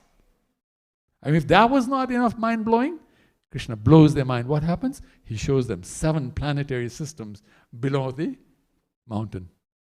And he says, we're going to go there and we're going to all have pastimes in those 7 planetary systems. So he goes into the first planetary system and Durvasha Muni is there. And Durvasha Muni is visiting with Radharani. And Radharani, as we know, is the best cook, right? In fact, there's a very wonderful story about her being the best cook. She cooks and she feeds Durvasha Muni. Durvasha Muni becomes very happy. He becomes very happy. So he gives her a blessing that if anybody eats food that has been cooked by Radharani, that person will have perfect health and be extremely blissful. Mother Yashoda hears this, right? Oh, that happens when somebody eats Radharani's food? I'm looking for a wife for my son. My son is an eligible bachelor. I'm looking for the best wife. My son is the best. There's nobody better than my son. My little Kalachandraji is the best. That's by the way, Kalachandra is Mother Yashoda's favorite name for Krishna when he's a little boy. Kalachandra. And we're so fortunate, our Didi's name is Kalachanji. We have the right name. Wonderful name. So she decides, I'm going to go and see if I can get Radharani as my daughter-in-law. So she goes to Varshana, and she goes into this room where she knows Radharani will sooner or later come, but Radharani is already there. And she's got her eyes closed, she puts her hands down, she's sitting on a divan, and her left hand on the divan, and she's got eyes closed, and she's obviously in some meditation, and we can imagine what the meditation might be, right? And Mother Yashoda comes, sits next to her, and touches her hand. Before she touches her hand, Radharani knows it's Mother Yashoda is coming to the room. Radharani's got very good sense of smell. She can tell from far away who are all the people around the place, just by the smell. So she knows Mother Yashoda is walking. So she opens her eyes, she says, Maya, what are you doing here? So Maya is like surprised. She already knows. She wanted to sneak in, but she sees Radharani. She says, Lali. Lali is when they love someone, it's a girl, they call her Lali, and if it's a boy, call her Lala, like that. Lali, I was thinking something. Yes, Maya, what were you thinking? I was thinking, have you ever thought of getting married? And Lali closes her eyes, and she doesn't know what to say, but it's obvious she's a little disturbed. So Mother Yashoda is very smart. She knows, I think she's feeling a little disturbed. I shouldn't push this now. I think I went too far asking this question. Shouldn't have asked this question. She says, Lali, I'd like to decorate your hand. Now, you learn something from this, okay? Whenever you do something, go prepared. Don't go unprepared. You want something, go expecting it to happen, and if it happens, what are you supposed to do when it happens? So go prepared. Mother Yashoda is prepared. What is she prepared with? She has brought with her some nice turmeric paste, some nice, what is the red paste? What do they call that? Kumkum, yeah, there's a nice name in English for it. Anyway, vermilion, right? Nice vermilion paste like that. She says, can I decorate your hand? Radha says, yes, please, Mata. Gives her hand. She decorates her hand, right? And as she's decorating her hands, Radharani's friends are behind the curtain on this side. On the other side, Mother Yashoda cannot see. The girls are going, psst, psst, psst. They're trying to stop her. But she doesn't know that she's trying to stop. And she's thinking, why are they all so fluttering around for, And in the meantime, Mother Yashoda's really decorated her hands really nicely with mehendi, right? And so then the gopis beckon over, come. So then she says to Mother Yashoda, I think my friends are calling me. Do you mind if I go? No, please go and play with them. So she goes to them. And then they rush out of the castle. As they're rushing out of the castle, Vishaka says to Radharani, what's wrong with you? Radha said, why? What did I do? She said, do you know what the decoration on your hand is? She says, no, it means that you're married. You're about to marry. Radharani says, what? I don't want to get married. How did that happen? I didn't know that she was doing all this so I could get married. What do you do now? So she's all exasperated. And of course, one of her top friends is Lalita. Lalita is the bright one. She's really smart. So she says to her, don't worry, I have a solution. There's a lake here, a lake close by. We'll go to that lake and you wash your hands in that lake. So they go to the lake, and Radha is about to go into the lake. She says, no, I don't think I'm going to go into that lake. She says, why? There might be a demon inside that lake. Who knows who will come out of that lake and do what to me? And Lalita and Vishaka say, you don't have to worry. Whoever that demon is, we will annihilate the demon. By the way, the gopis are very strong wrestlers, okay? One time there was a competition between the gopas and the gopis. The gopis thrashed the gopas. I mean, the gopas were wondering, wow, we thought we're the guys, we're the strong ones. The gopis thrashed them. These gopis, they may look like daintily young girls, but they're not. They're very strong. They're very powerful. They may look like they don't have knowledge, but they're the smartest. So they say, okay, come with us. They take her and then she washes her hand. So the whole lake becomes yellow in color. And then they realize they're in the wrong place, because this is the place where Krishna has his pastimes with his cows and the calves and the gopas. So they decide they better vamoose out of there before Krishna catches them. Because if Krishna catches them in his area, what is he going to do? He's going to tax them. He's going to tax them. What is his tax? Oh, you have to give us the buttermilk. You have to give us the cream. You have to give us the milk. And the gopis don't like giving all this away like that. They work very hard to go and get all those things, right? And get them ready. You see what I'm saying? So they immediately took off. Soon in the scene, Krishna is running after a calf. He's chasing a calf who ran away from the herd. And he's calling out, Muni, Muni, Muni. He's calling out to the calf. And as he's running by this lake, from the corner of his eye, he sees the lake is yellow. And he's thinking, there was no yellow lake here. How did this lake become yellow? So he turns to the lake and he thinks, maybe it took my calf and become yellow because of that. So he decides, I'm going to go into the lake. So he goes and he touches the lake just to see some demon might be around. And he gets an electric shock. But this electric shock is pure bliss. He gets a shock, but normally when you get a shock, you feel some pain, right? But in his case, he's feeling pure bliss. So he's thinking, wow, this is amazing. Maybe I should put my other hand in there too. So he puts his other hand there. He gets more bliss. He's saying, wow, this is amazing. Then he starts saying, Krishna, Krishna. And here's Krishna himself. And he's saying, Krishna, Krishna. And he's going into the lake. And then he's chanting loudly, Krishna, Krishna. He's chanting loudly his name. And then he dives into the lake, but he's thinking, wow, this is pure bliss. This is pure bliss. And he's diving in the lake and he's swimming in the lake, and his peacock feathers hang out on the top of the lake and going all over the place. And all these inhabitants around the trees, the birds, the cuckoos, everybody, they're looking at this great fun happening and they're all just cheering him on. Wow, this is so great. And he comes out chanting Krishna, Krishna, but this time he looks all yellow. So all of the living entities there chant loudly, Go Ranga! Go Ranga! Go Ranga! So they're in complete bliss. Krishna is like at his happiest. He's chanting Krishna's name. He's wondering, why am I chanting my own name? He's chanting his own name because he's now imbued with the mood of Radharani. And this is Radharani's mood. So then he decides, I'm going to run to Navadvip. From Vrindavan, he runs to Navadvip and takes all of his friends along to Navadvip to perform pastimes in Navadvip. As Gauranga Mahaprabhu, Balaram becomes Lord Nityananda, and all of these personalities. But when they ran there, in their rush, they forgot Radharani's brother. Who is Radharani's brother? Sridham. They forgot Sridham. Why? Sridham he had eaten a lot of prasadam, so he had knocked out. So he was sleeping.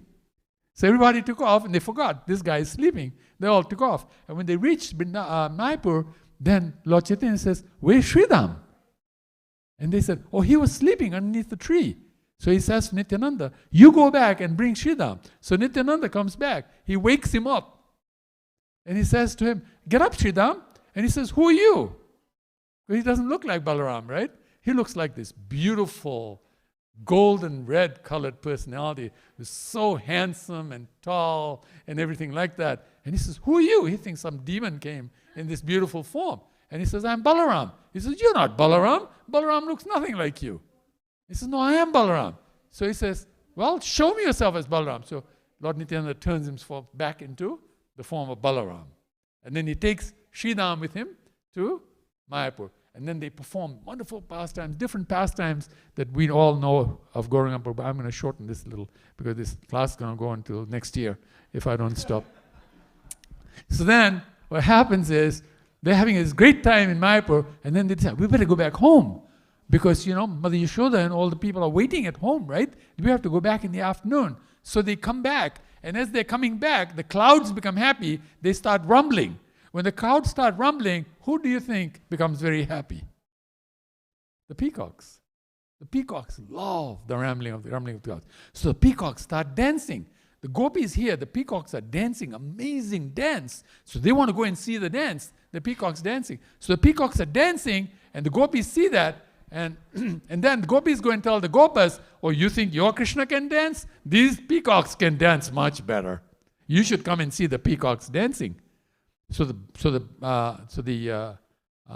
cowherd boys go to Krishna and say, the gopis tell us that the peacocks are dancing better than you. Krishna said, nobody can dance as good as me.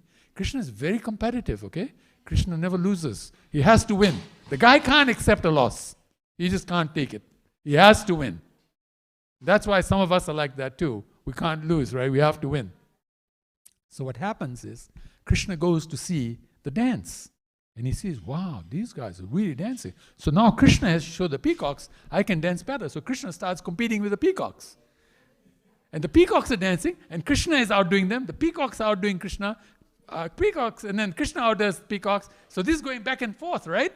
And then Krishna's flute that's hanging in his sash jumps out of the flute, out of the sash, and starts dancing, doing the stick dance. And then his dance is better than the dance of the peacocks and Krishna combined.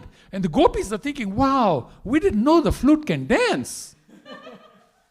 I mean, this flute is dancing like crazy. I mean, wow, the flute is dancing better than Krishna. And they're cheering the flute. Normally, they don't like the flute, okay? The gopis don't like the flute. They think the flute's a bad guy, you know. But now they're cheering the flute because they're trying to tell Krishna, oh, you think you can dance? Wow, first the peacocks did better, now the flute's doing better. So Krishna, he doesn't want to lose, right? So what does Krishna do? He jumps into the flute. Now they can't see Krishna. Flute is dancing, and flute is going, what happened? What just happened? And Krishna is inside of him. So the flute becomes stunned. So the flute falls to the ground. He's stunned. He doesn't know what to do now. And the peacocks are looking and they don't know what to do. What just happened? Where did Krishna go? Suddenly Krishna jumps out of one of the holes and starts dancing again. And the gopis go, Krishna Ikshita, Krishna Ikshita, Krishna has come, Krishna has come. The gopis go wild and they all start dancing. And then as they're dancing, they all become very tired. Then everybody stops and the peacock, the king of the peacocks, starts crying. So he starts crying, and Krishna starts crying. And everybody's thinking, why is the peacock crying? And why is Krishna crying? So Krishna goes to the peacocks, why are you crying? And so the peacocks say, we're crying because we were just dancing because the clouds were rumbling, and then you came, and then you danced so nicely, and then we decided to compete with you, and then your flute danced so nicely, and then you went inside your flute. I don't know how that happened. And then you jumped out of the flute, and you danced. And we're thinking, all this was for our entertainment. And we're thinking, we're so poor, peacocks think, we're so poor, we have no gift to give you. So I'm crying. I've got no gift to give you. I can't say thank you enough. Krishna says, come on, that's not why we dance. We just dance, we're having a good time. The peacocks, no, we have to give you something. So all the peacocks decide that they're going to take one of the feathers off their tail and place it at Krishna's feet. So all the peacocks came and offered one of their feathers to Krishna at his lotus feet. And Krishna became totally overwhelmed. He was thinking, people give me this, they give me that, they give me a whole creation, and I don't feel happiness. But when the peacock gave me a part of their body, I'm the happiest person in creation. So he says to the peacocks, I love you so much, henceforth, I'll always wear your feather on my head. People will know me as Krishna because of your feather. They'll know me by you. This is how much benefit he gave the peacocks. The peacocks became so happy. They were the poorest and they became the richest just because of Krishna. All this is happening because Indra has decided to attack Vrindavan. Imagine how much greatness is happening here, right? And then Krishna decides, we're getting late, we better go back home. Mother Yashoda will be worried. Why are we not home? So they rush back home, and because they've been busy all day, they say to Mother Yashoda, he says to Mother Yashoda, my boys are really hungry. They've been really busy all day long. Can you please cook a nice feast? So she tells Radharani to come and cook. Radharani cooks. And after she cooks, Krishna becomes very happy. He peeks through the window at Radharani, winks at her and says, I'm coming and seeing you tonight. And Radharani thinks, wow, this is amazing. Me and Krishna together is going to be a great time. So they have a kunj there called Kyari Kunj, where Radha and Krishna, the gopis, they spend their time. It's a very beautiful place. Actually, I wouldn't be surprised if ISKCON comes from that place. The way Prabhupada describes the place we have in the spiritual world, I mean, it's similar to this description. It's a beautiful, beautiful place. Radharani goes there. She sets the place up beautifully because Krishna is coming, dresses herself really beautifully, looks at herself in the lake to see that she looks beautiful enough for Krishna, and she's really happy. And 6 o'clock was when Krishna was supposed to arrive. 7 o'clock happens, no Krishna. 8 o'clock, no Krishna. 9 o'clock, no Krishna. Now Radharani is getting mad. This boy has stood me up before. This boy is a rascal. No wonder he's black. Now, by the way, this is not anything about black, okay? But this is Radharani. No wonder he's black. No wonder he's crooked. I can't stand straight. Even the stick he uses is crooked. This boy is totally crooked. She's getting really mad. She dishevels her hair, throws the flower out like an elephant in a china shop, destroys the kunja. Mess, complete mess. Everything is a complete mess. Just around midnight, she hears a rustle, and Krishna comes out. And he's got scratch marks on his hands, scratch marks on his cheeks. Radharani knows now, I know what happened. I know he's got scratch marks. She turns around and says to him, I don't want to see your face. Leave right now. I don't want you. I don't want to be anywhere near you. Krishna is begging, no. I love you so much. You're the only one I love. Radha said, yeah, right. I know where you've been. No. When I was coming, these bushes had thorns in them, and the thorns scratched my hands. And I fell down and scratched my cheeks. Radha said, yes, I know. I know you speak the truth. You liar. You can never speak the truth. That's what's wrong with you. I should never expected that you will come on time. She's completely mad at Krishna. And so it's a real terrible situation. Krishna is begging, Radharani, no way I want you near me. And all the living entities are watching, and they're thinking, what's going to happen? What's going to happen? And they can hardly breathe. They can hardly breathe. Comes in Rupa Manjari. Who is Rupa Manjari? The best of the devotees. She comes in from behind Krishna, gives him a kick on his backside, on his butt. He flies out of the kunj, lands outside the kunj. And then he thinks, a little girl just kicked me. I mean, there's no worse insult than that. He starts crying. He's thinking, whoa, what just happened? How could this even happen? All the living entities looking around think, nobody ever kicks Krishna. How this little girl came and kicked Krishna? And she gave him such a kick that he fell outside the kunj. This is a little girl. How did she get such a nice soccer kick from? Where did she learn soccer from? That she's such a strong kicker, you know what I mean? Like that. So they all start crying and they can hardly breathe. Now at another place, there's a huge tree called Kalpabriksha. Kalpabriksha is the best amongst all the trees in Vrindavan, a particular tree after whom all the trees are named. And he's telling a story. And the story is that there are two birds, Sukha and Sari. Who's Sukha? Sukha is Radharani's parrot. And Sari is Krishna's parrot. And these two are speaking. And those two are arguing who is better. Krishna is better or Radharani is better. And they both are telling stories of each. Sukha is telling stories of Radharani and saying, see, Radharani is the best. And then Sari tells another story of Krishna and says, no, but Krishna is the best. So these two are talking and they came and landed on this tree and they wanted to talk about who is the best devotee. So they were saying, devotees are the best.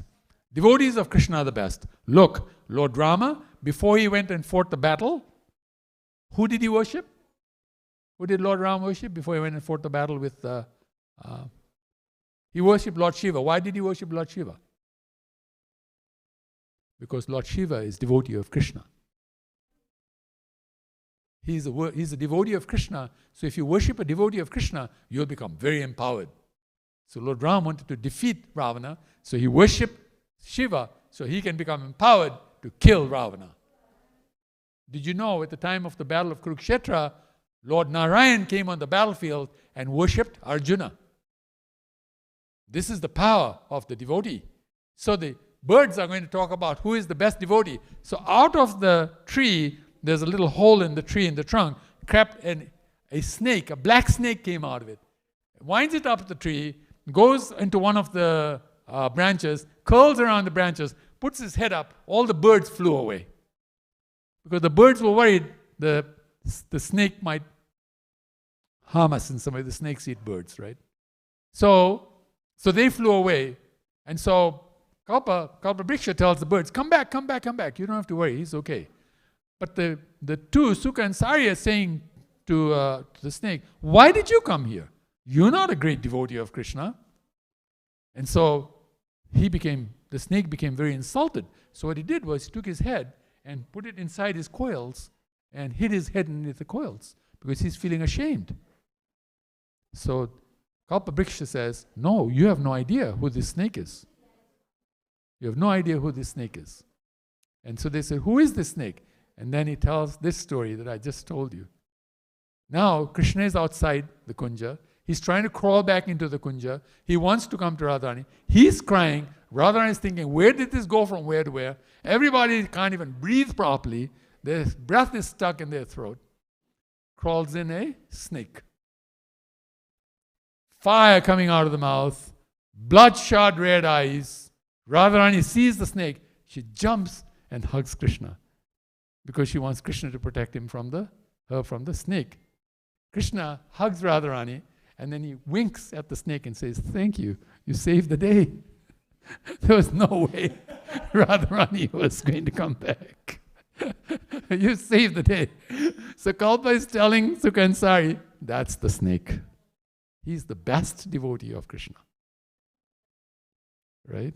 So sometimes as devotees we feel I'm not such a nice devotee. I don't chant my rounds nicely. I don't do this. People complain about me. They say bad things about me. No. Always understand, sometimes something is going to happen that you're going to do a service that Krishna is really going to appreciate. So stay in the mix of the devotees. That's the idea. So then what happens is, now that the two of them are together, the gopis are always looking for an opportunity of how to serve Radha and Krishna. So they put them on a swing. You remember the swing festival we did? That's the swing festival that happened after that. They put them on a swing and then gave them some nice refreshments and they swung them. But as you know, Krishna is always going to do something crooked, right? So he decides to jump off the swing and swing Radharani on her own, and he swings her so hard that she feels like she's going to fly off the swing. But Radharani is a very strong person. He doesn't fly off the swing. But the gopis, they decide, this boy is really naughty. We've got to teach him a lesson. You know what I mean? So they tell him, now you hop on the swing, and we're going to swing you. Right? And so they have a lot of fun like that, and Radharani really enjoying the fun. So then Radharani says, you know, I'm feeling so happy today. Why don't we go for a dance? And then the Rasa Leela happens, which is this painting here. All the gopis and Krishna go out, and they have a nice, and then Lakshmi, seeing this, she comes and she says to Krishna, can I also join? And he says, no, because you're already married to Narayan. So sorry, you cannot join. Then Lord Shiva comes, and can I join? And he says, okay, you can join, but you have to go and first take a bath in that stream. And then he takes a bath and he becomes a gopi, and the gopis are wondering, who is this beautiful gopi? You never saw this beautiful gopi. And Lord Shiva gets to dance in the Rasa Leela. But as usual, Krishna always going to be up to something. While the Rasa Leela is going on, he takes off.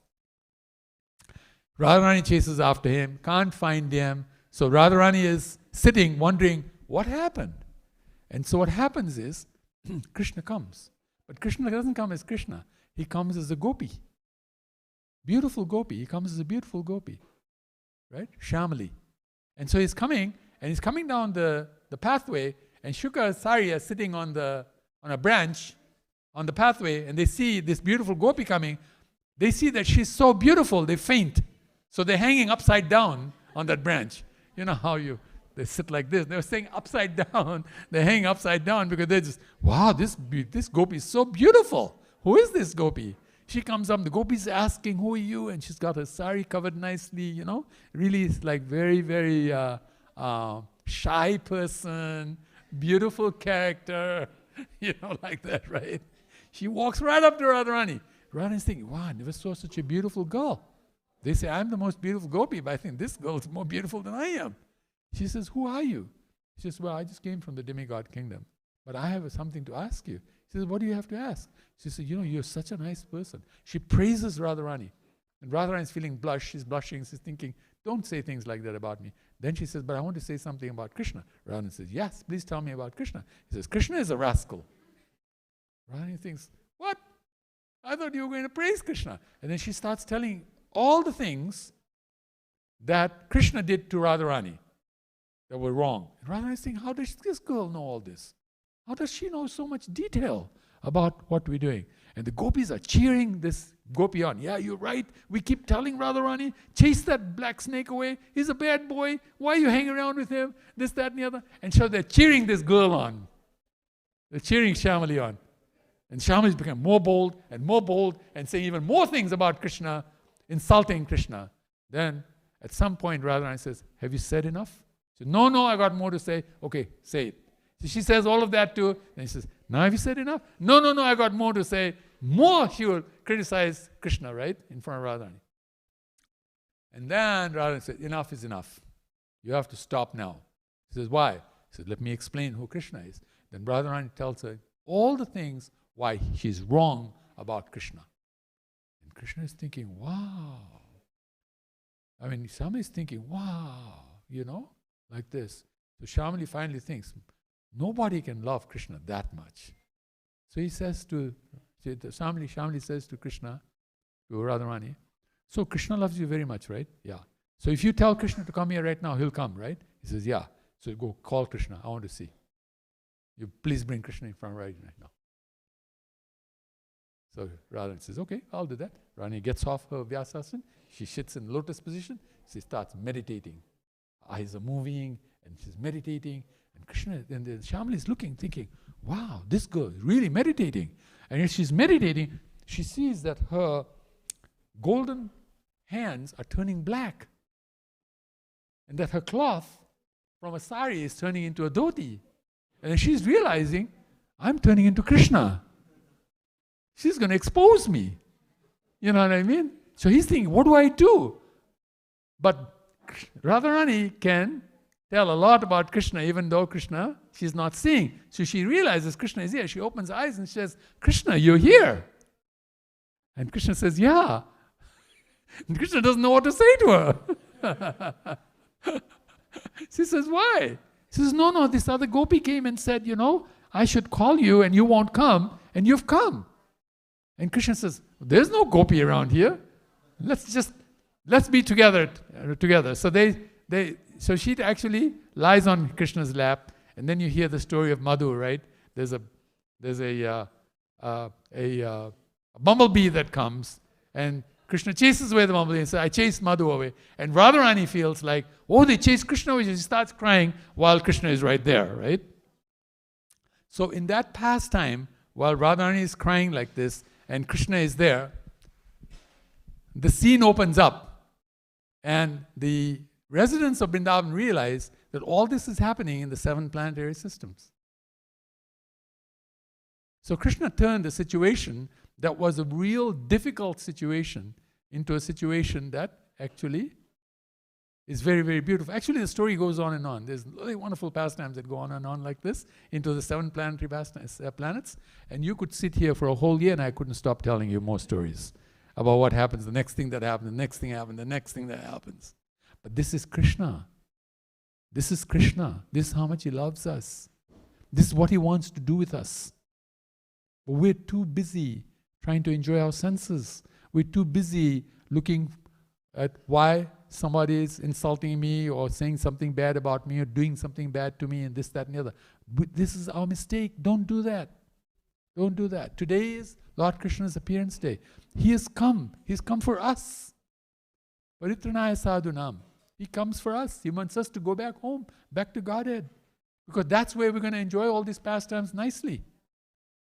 So, I wanted to encourage you today, as much as I possibly could, that please become bold, become like one of these lions, right? We have 82 lions in our temple. We counted it one day. And the lions here, the lions outside, the lions at the Samadhi, we had to count them all, but it was 82 lions. And so be a lion-like character. Go out, reach out to people. Show them that they're also children of Krishna. They need to be happy, not all the mess that's going out, the political mess, the financial mess, the whatever mess, the wars going on, this, that, and the other. All this is happening because people have forgotten Krishna. We are the devotees. It's our purpose to go out and preach. And the best way to preach is to take books out and distribute these books of Krishna. Books that Prabhupada wrote. Distribute the books, invite them to the temple. Krishna House is a very good program. Bring them, dance with them, sing with them, feast with them. Explain this science, this philosophy so nicely to them that they feel like, I don't want to leave, I just want to stay here. I don't go anywhere else. That is the purpose of Krishna coming onto this planet. So he's come, and we're all very happy that we're with him. We've got the most beautiful deity, Radha Kalachandji, right? Radharani is very beautiful. Krishna is so beautiful, like that. Wonderful Gaur Nitai, who are Sankirtan devotees, deities. Lord Jagannath, Baladev, Subhadra here, Lord of the universe, and his brother and sister Yogamaya. Tulsi Maharani is here. Prabhupada is here. Spiritual masters are here. Representations. This is the spiritual world that we can see through these paintings. So we're in the most fortunate position. So we should be thinking to ourselves, how did we get all this great fortune? Not, something's going wrong. Something's going wrong is a spot in the moon. The moon is great. Why are we looking at the spot? Why are we focusing on the spot? Let's not focus on the spot. Let's focus on the moon and just be blissful, ear-to-ear smiles, and be happy today. As Nrsimharupa Prabhu and I were talking this morning, because the TV person had come to look, his mother walks in, and the first thing she says to two of us, why are you two not smiling? And this is Mother Kunti. She's very smart. She picks up on things that we don't pick up on. And so, why are you two not smiling? Thinking, what? You should be smiling. Today is Krishna's birthday. Everybody should be happy today.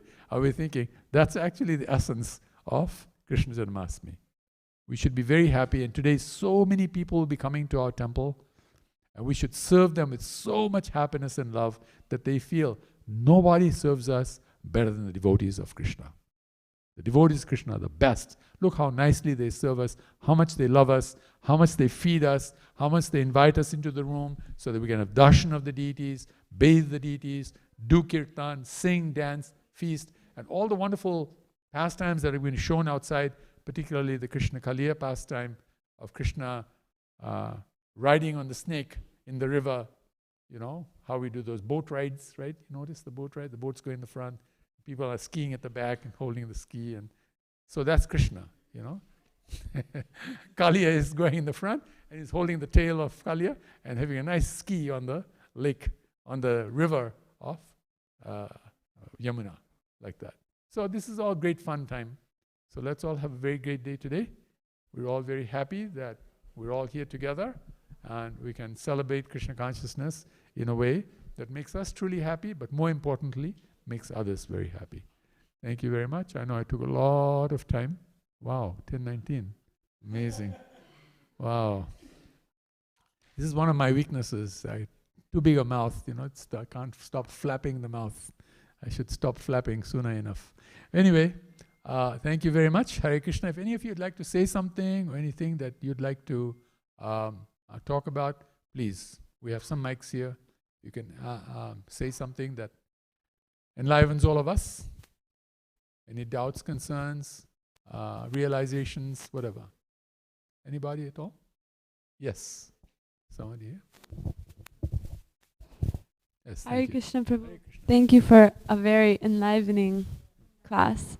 I think, it was really, really sweet to hear these beautiful pastimes of the Lord. I'm still thinking you said those things about women being able to be like very I don't know how, I don't remember how you said it. It was very strong language. And so I just wanted to ask you to maybe explain how I should not be offended by that and how men should not use that against women. Thank you. Very good point.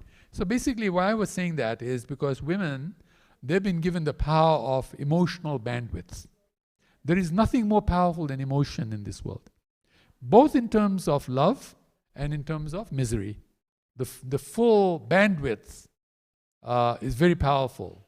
And so those who have that quality in them, that they have the bandwidth of emotion, they are the persons who can create the most love and also create the most misery, because that's the power of emotion. So I wasn't saying so much about women, I was saying about these three ladies who are the masters of the modes. They're the masters of the modes, mistresses of the modes, however we like to think. So the idea is, what I wanted to impress on everybody is nobody can defeat them. They're undefeatable because they're so powerful. That's why I was saying that when women decide to give pain, no one can beat them. Prabhupada himself said, if a woman becomes determined, no man can defeat the woman. You see what I'm saying? So that's the power of the women. Now, power can go both ways. And women exercise power in both of those ways. We see some women actually do things that are so incredibly great that you think to yourself, we're fortunate that we have women.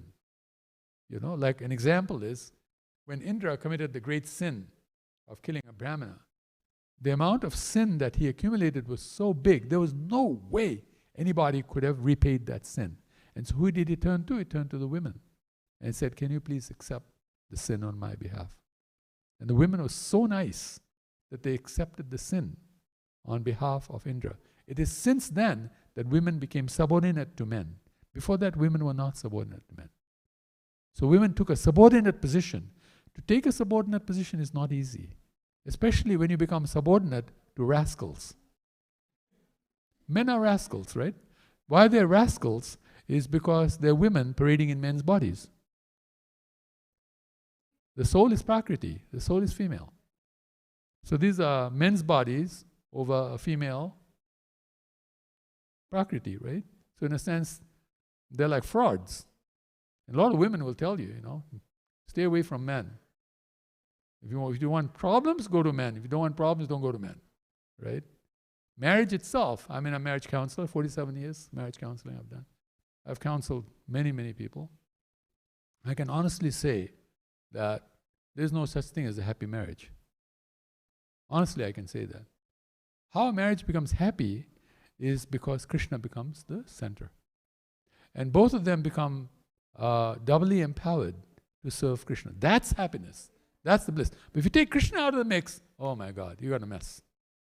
You got a huge mess. It's like East-West trying to bring them together. Men are from Mars, they say, women from Venus. These two planets don't get along. You see what I'm saying? So in that sense, there are some realities that when we say those realities, yes, they can be misread, right? And you didn't misread them. You made sure that I balanced it out by saying the other part. You see what I'm saying? So thank you, I appreciate that. But the point is that, yes, this is a world of dukhalaya sashrutam, which means misery and instability. So actually, the greatness of this world is misery and instability. That's its greatness. That's what it is. A coal is going to be black, no matter how much you wash it, it's not going to become white, right? All the water will become black, but the coal will remain black, like that. So in the same way, the emotions of this world, of material world, when they are being controlled by the modes, by the way, it's when the modes control these emotions. If Krishna controls the emotions, it's not like that. When Krishna controls any emotion, even if the emotion is causing a problem, in the sense outwardly creating a problem, it actually creates pleasure. Like say, for example, the case of these huge thunderbolts hitting the body of Giriraj, or when Haridas Thakur was being beaten, whipped. Whipped is the word I was looking for. Being whipped through the 21 marketplaces, right? We can see that even though pain was being inflicted, he didn't feel the pain. He actually felt happiness, because it was Lord Krishna, or Lord Gauranga, who was directly involved in that in that pastime. So in our lives, we want to keep Krishna and Gauranga totally involved in our lives at every moment. Never forget Krishna for a moment. Never forget Gauranga Mahaprabhu for a moment. Always think that whatever you're doing is in relationship to dealing with them, so you don't forget them, right? And so when you don't forget them, no matter how much pain can be inflicted by anybody, particularly the three modes, we will not feel it. Because we're so happy in our Krishna consciousness and our service that we feel like, I don't deserve this. This is much better. So in that sense, yeah. I'm sorry if I insulted you, and there's no desire in me to insult, but there is fault in me. We all have faults, right? So in that sense, sometimes we have to be careful when we say things, and I got a little carried away. Thank you very much for bringing me back to earth. Yes, Mataji.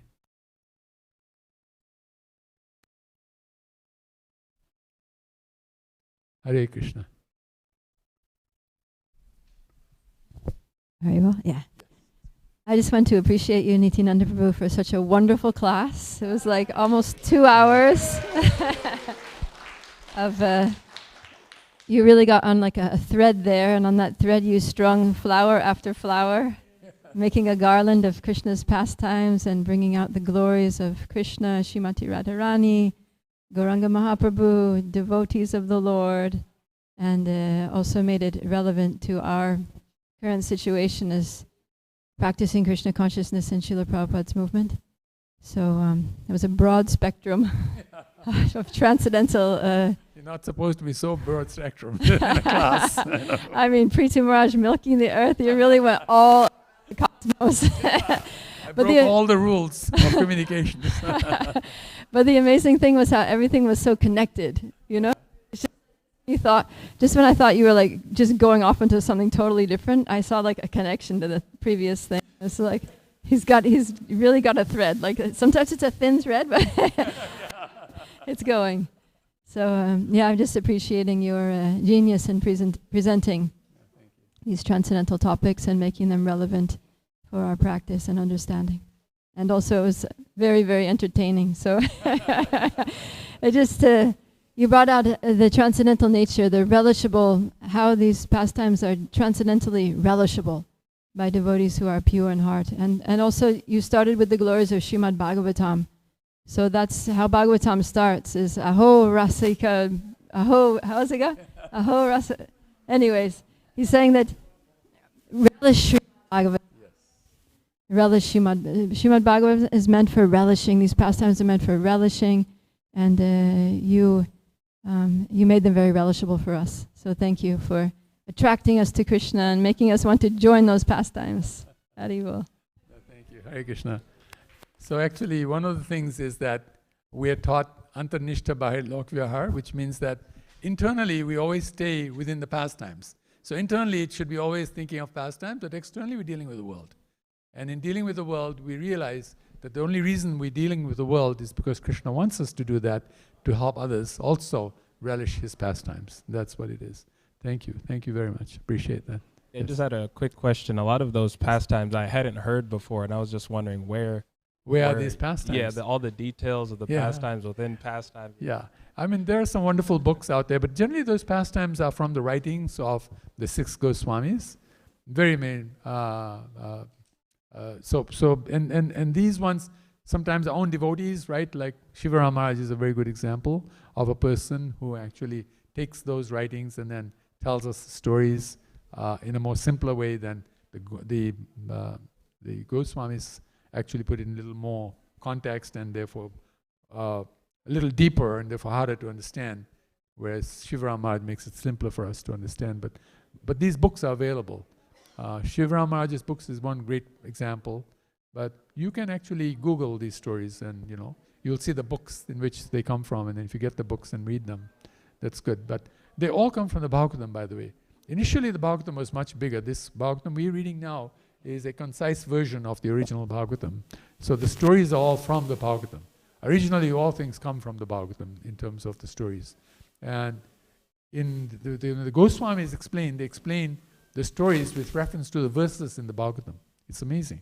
All these stories have a verse in the Bhagavatam that they refer to show that it's all there in the Bhagavatam. It's a matter of just bringing it out of the Bhagavatam. And they know these stories, so they tell us, and then we can learn from that. Thank you very much. Yes. Did you want to say? Yeah.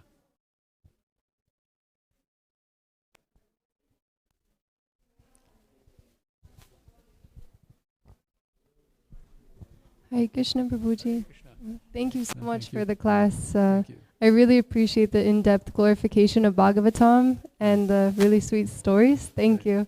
Thank you. My question is, you were just saying that we should be internally relishing the pastimes of Lord Krishna. I find personally I have this tendency to like mentally try to understand everything or philosophically understand rather than with emotion and love and devotion. So how do I transfer that state of like mental philosophical into like emotional love and devotion? Yes. So the mind likes to analyze things. That's what the mind does. It sort of like always tries to figure things out and understand it so that it can bring it within its purview. But the mind cannot do that with Krishna's pastimes, because Krishna's pastimes are transcendental. They go beyond the mind. So what we use the mind in this case for is to have the mind speak to the heart and say to the heart, allow me to also learn from you. Because the heart knows more. The heart is where the Lord is sitting and the living entity is sitting. And so the heart understands better. So the mind surrenders to the heart and says, let me understand this better. And then the heart explains. The heart actually will explain. And the heart explains based on your own happiness when you hear pastimes, right? Whenever you hear pastimes, something may make you feel really happy, right? Wow, that was very nice. So that's now in your heart, right? So your heart can explain that to the mind now and say to the mind, this is how it happens. Oh mind, you please become peaceful. Just hear. Because you will not be able to understand everything. Because what is happening is beyond your understanding. It's beyond your understanding. So then the mind becomes peaceful. That's why Prabhupada sings this very nice prayer, Bhajahu Remana, Shri Nanda Nandana, Abhaya Charana Arvindare. Right? In that prayer, Prabhupada is saying to the mind, just surrender unto the lotus feet of Krishna and just hear these pastimes and relish the pastimes. You don't have to analyze them, because your analysis will make no difference, right? Analysis will make absolutely no difference. It might actually complicate things and make it worse, actually. So better to just try and understand what's happening and move like that. And if we do that in the association of devotees who come from the heart like that, it becomes much more simple. And I've seen you like standing here and talking to children and telling them how to say the alphabet, this, that, and the other. You're doing that from the heart, right? That's not from the mind. If you do it from the mind, children will not learn. Children are very smart. They're actually smarter than us. It is said every generation is smarter than the previous generation. It becomes like that. So children will not learn by mental ability or mental gymnastics. They will learn by the heart. That's why the number one, when we give counseling to families, do family counseling, the number one piece of advice I give to the mother and father into how to bring up a child is please give that child a lot of love. Love is your most powerful strategy. If you play that strategy, sooner or later things are going to come right. Sometimes it takes later because the child is more naughty. And the child is more naughty because the child is smarter. Krishna was very naughty. Gauranga Mahaprabhu was very naughty. When they were young, their mothers were out of their wits. How naughty these two were. You know what I'm saying? But they didn't let their minds come in the between. They let their hearts deal with the two of them. And they became fine. They were happy, and the lords were happy as well. So that's the way to do that. Thank you, Prabhuji. This is true about it's really difficult to philosophically speculate about Krishna's pastimes. Like it does feel like you just can't. So I think I'm not listening to enough pastimes. Right. Thank you. Right, thank you.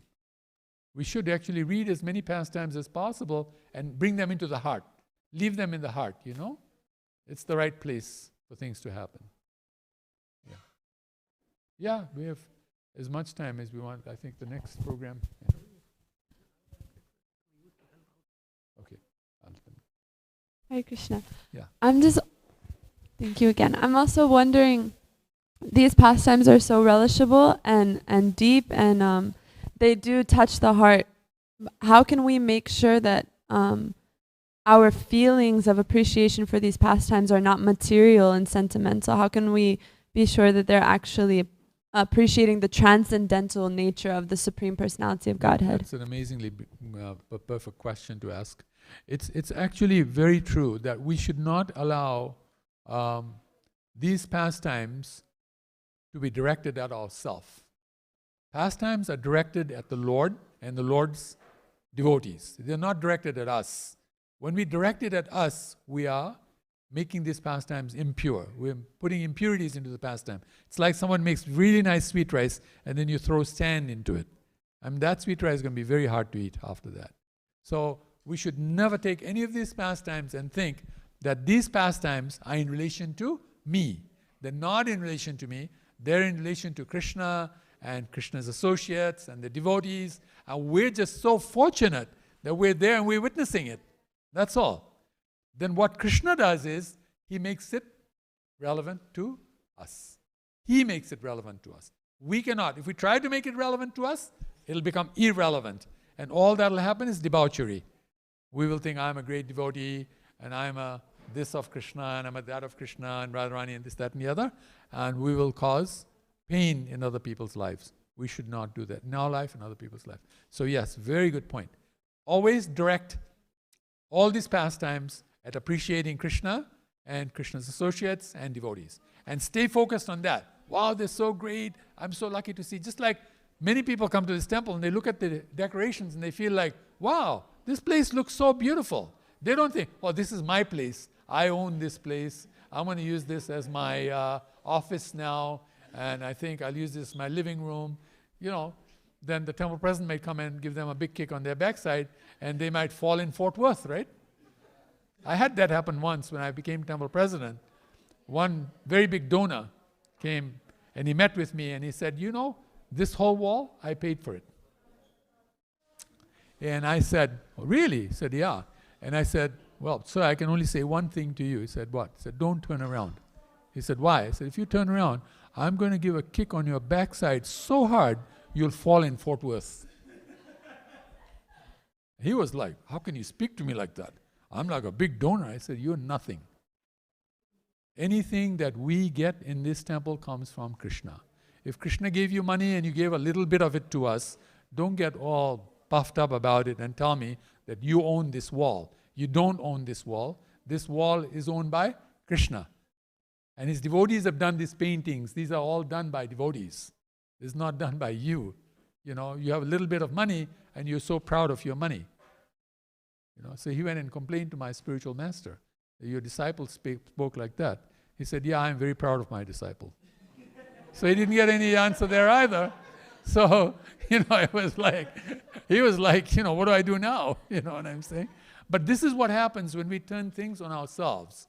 We think that I am the center of the universe and everything should rotate around me. No, we're the center of nothing except misery. Except being miserable. That's what we're the center of. Everything else, everybody else is the center of. So we should appreciate that. And so yeah, if we do that, that's the right way to look at it. Dick, probably you want to say something? Well, you had your hand up and then it's answered. Okay. If they have questions, if they don't, we all have. Balaram Prasad Prabhu just walked in and they're setting up the tents. And so he's looking for some young, able-bodied persons to help him so that they can set up the tents up there. Is that what you want? Hare Krishna. So please do come out and help because nobody outside. We are alone. So really looking for help so we can finally set the park. We already set the tent, but we have additional thing to set. And second thing, we are going to close down the parking side, half side of the parking towards Sham Keshav Prabhu's home on the right side. So if you have parked your car there, we request to take your car other side so we can close the entire area. So we can set up a prasadam area for that one also. Really appreciate all of you. Really appreciate. Thank you. Thank you, Prabhuji. Hare Krishna. So, anybody else want to say something or anything? No? So we will, yes, Prabhu.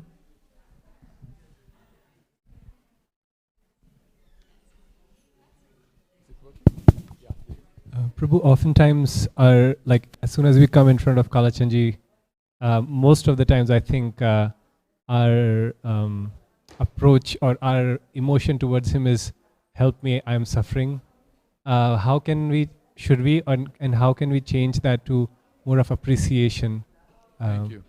So this point that we make when you come in front of the Lord and say, help me, I'm suffering, is because we are ignorant. We are not suffering. If the fact that you're standing in front of the Lord means you're very fortunate, right? You're sitting on a gold mine and you're thinking, I need to go and earn some money. I need to go and, work at McDonald's or flip burgers or something like that, right? That's not. You're sitting on a gold mine. You're standing in front of the Lord. You're not suffering.